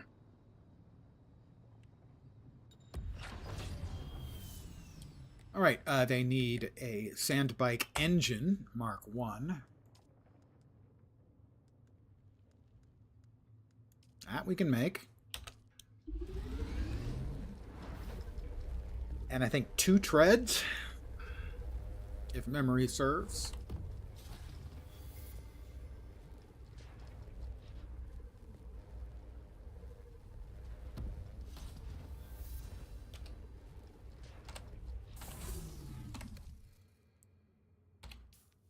The quest management in the game is something that's not good, though.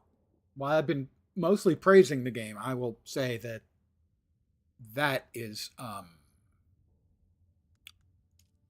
crappy.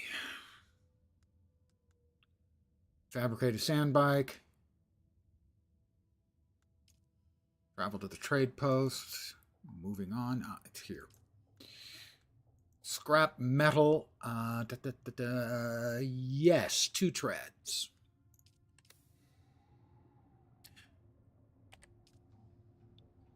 Wanting to see a decent game based on the Dune books.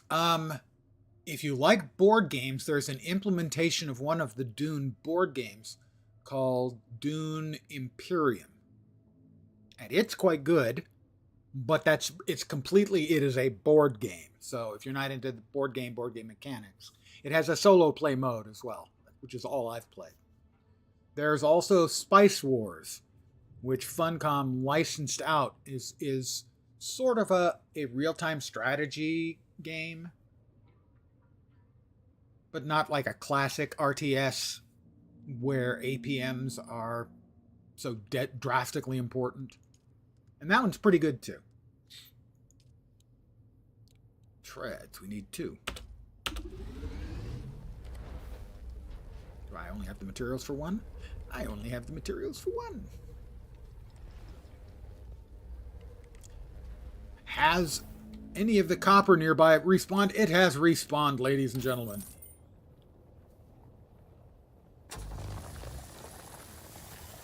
Oh, come on.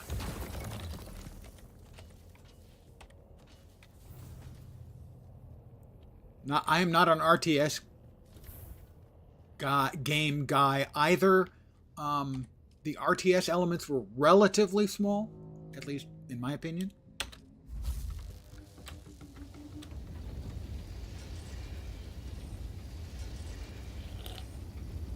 It was much more strategic, and it had some interesting subsystems for things like agents and placing agents and making discoveries and stuff. So I would describe it as RTS adjacent. You know, if you can watch video of somebody playing it, if you're a Dune fan, I think it would be worth at least watching the video of someone playing it to see what parts of the RTS are there and what parts are sort of other game systems, because it's definitely not a pure RTS. I need one more, right? Right.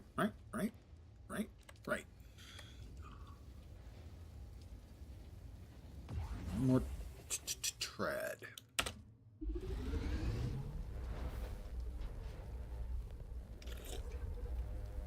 Yeah, I was never any good at RTSs. My APM are not up to the task.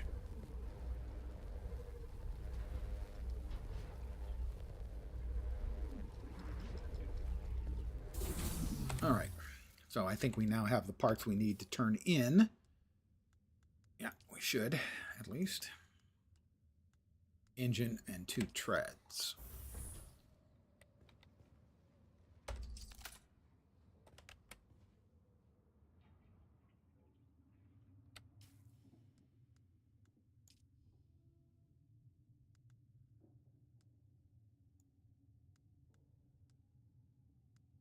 That's that. We can get the vehicle backup tool. We want the vehicle backup tool in the worst possible way.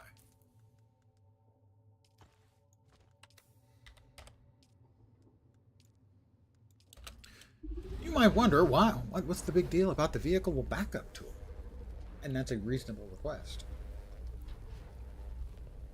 In essence, it functions as a pocket dimension that you drop your vehicle into. So you bust it out, and like that. Presto!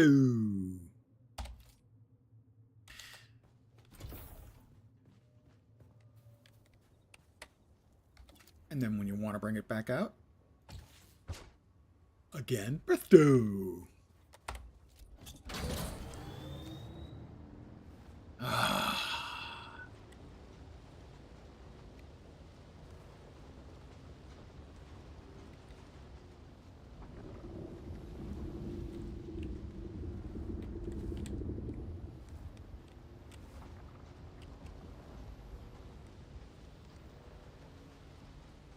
Sand bike is back, boys and girls. I think we actually want to go up there. Also, the sand bike has a very interesting function in that you can drive it off a cliff, plummet to what obviously should be a very quick and painful death, and not die.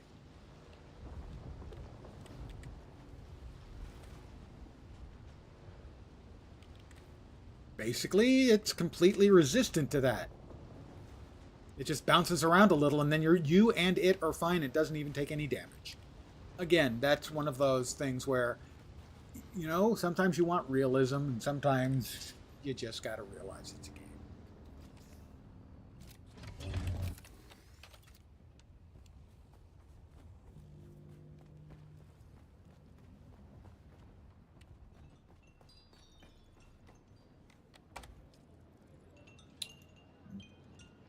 Bike building. Take that. And those.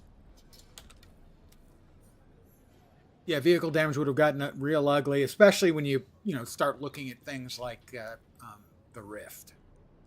You have what it takes. I have something to take to Levenbrech Maxim Kazmir. I need to talk to Anton Tolliver and take some stuff.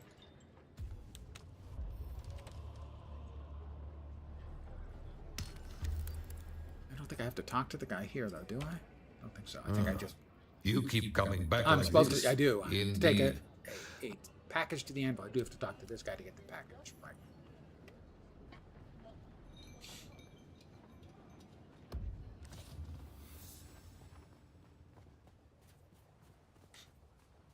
First time you drove a bike off the edge of the top of the rift was exciting. Yeah.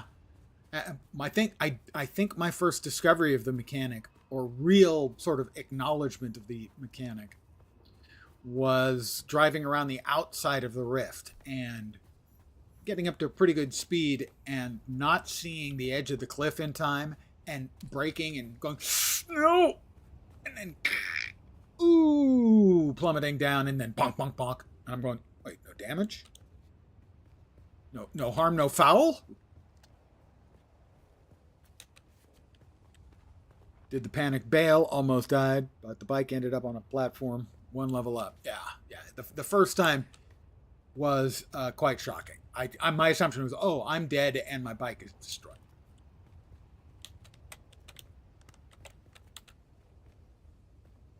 Whee!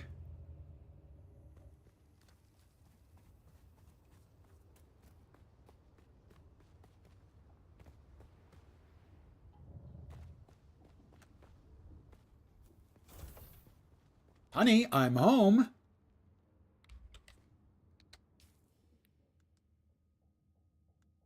Okay, so among the rewards are the Sandbike Inventory Unit and the Booster. You can have one of these. Since I'm about to move, I'm going to want the Sandbike Inventory Unit.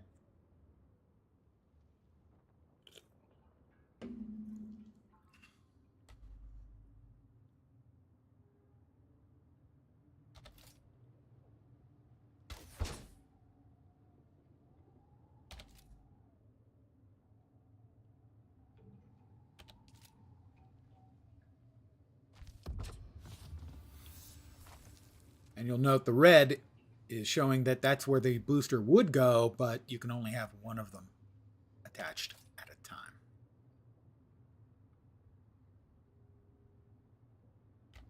Okay, let's see. Over here.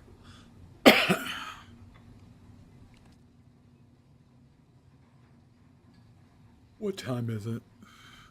Okay, I think I'm going to take a break right here. I should be back in about 2 hours.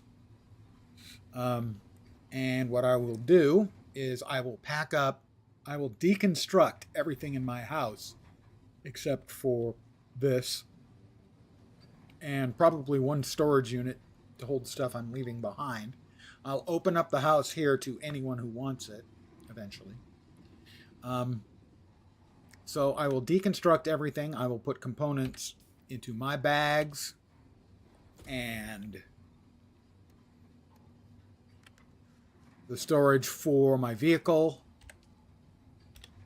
I will drive over to about here, or possibly here. I think here. And then I will head north. This is where we have to go. But the crossing north, you want to make it basically as quickly as possible from a northern point here to Solid Rock here, so that Shai Halud isn't crapping out your remains tomorrow. So that is what I'm going to do when I come back in about 2 hours. I'm going to load up the bike and myself. I'm going to take off across. I'm going to go to the Anvil trade post, talk to Maxim, build a second house. Then you basically remove this sub-fief console from afar, and the house will then, I believe, be open to anyone. So any of the extra stuff I'm not taking with me. So like extra things like the suspensor belts will be available for anyone to take if another low-level character comes around. And we'll head north, and then we will continue with the story and etc. So, I want to thank you guys for hanging out with me. As always, I am very, very appreciative. I will be back in about 2 hours, a little bit less than 2 hours. I'm going to take a break, get up and stretch, walk around, have dinner, and back in 2 hours. Again, thanks for hanging out, guys. As always, I really appreciate it. Hopefully, you'll see me soon. Back in 2 hours with more Dune Awakening. Have a great rest of your day. Take care.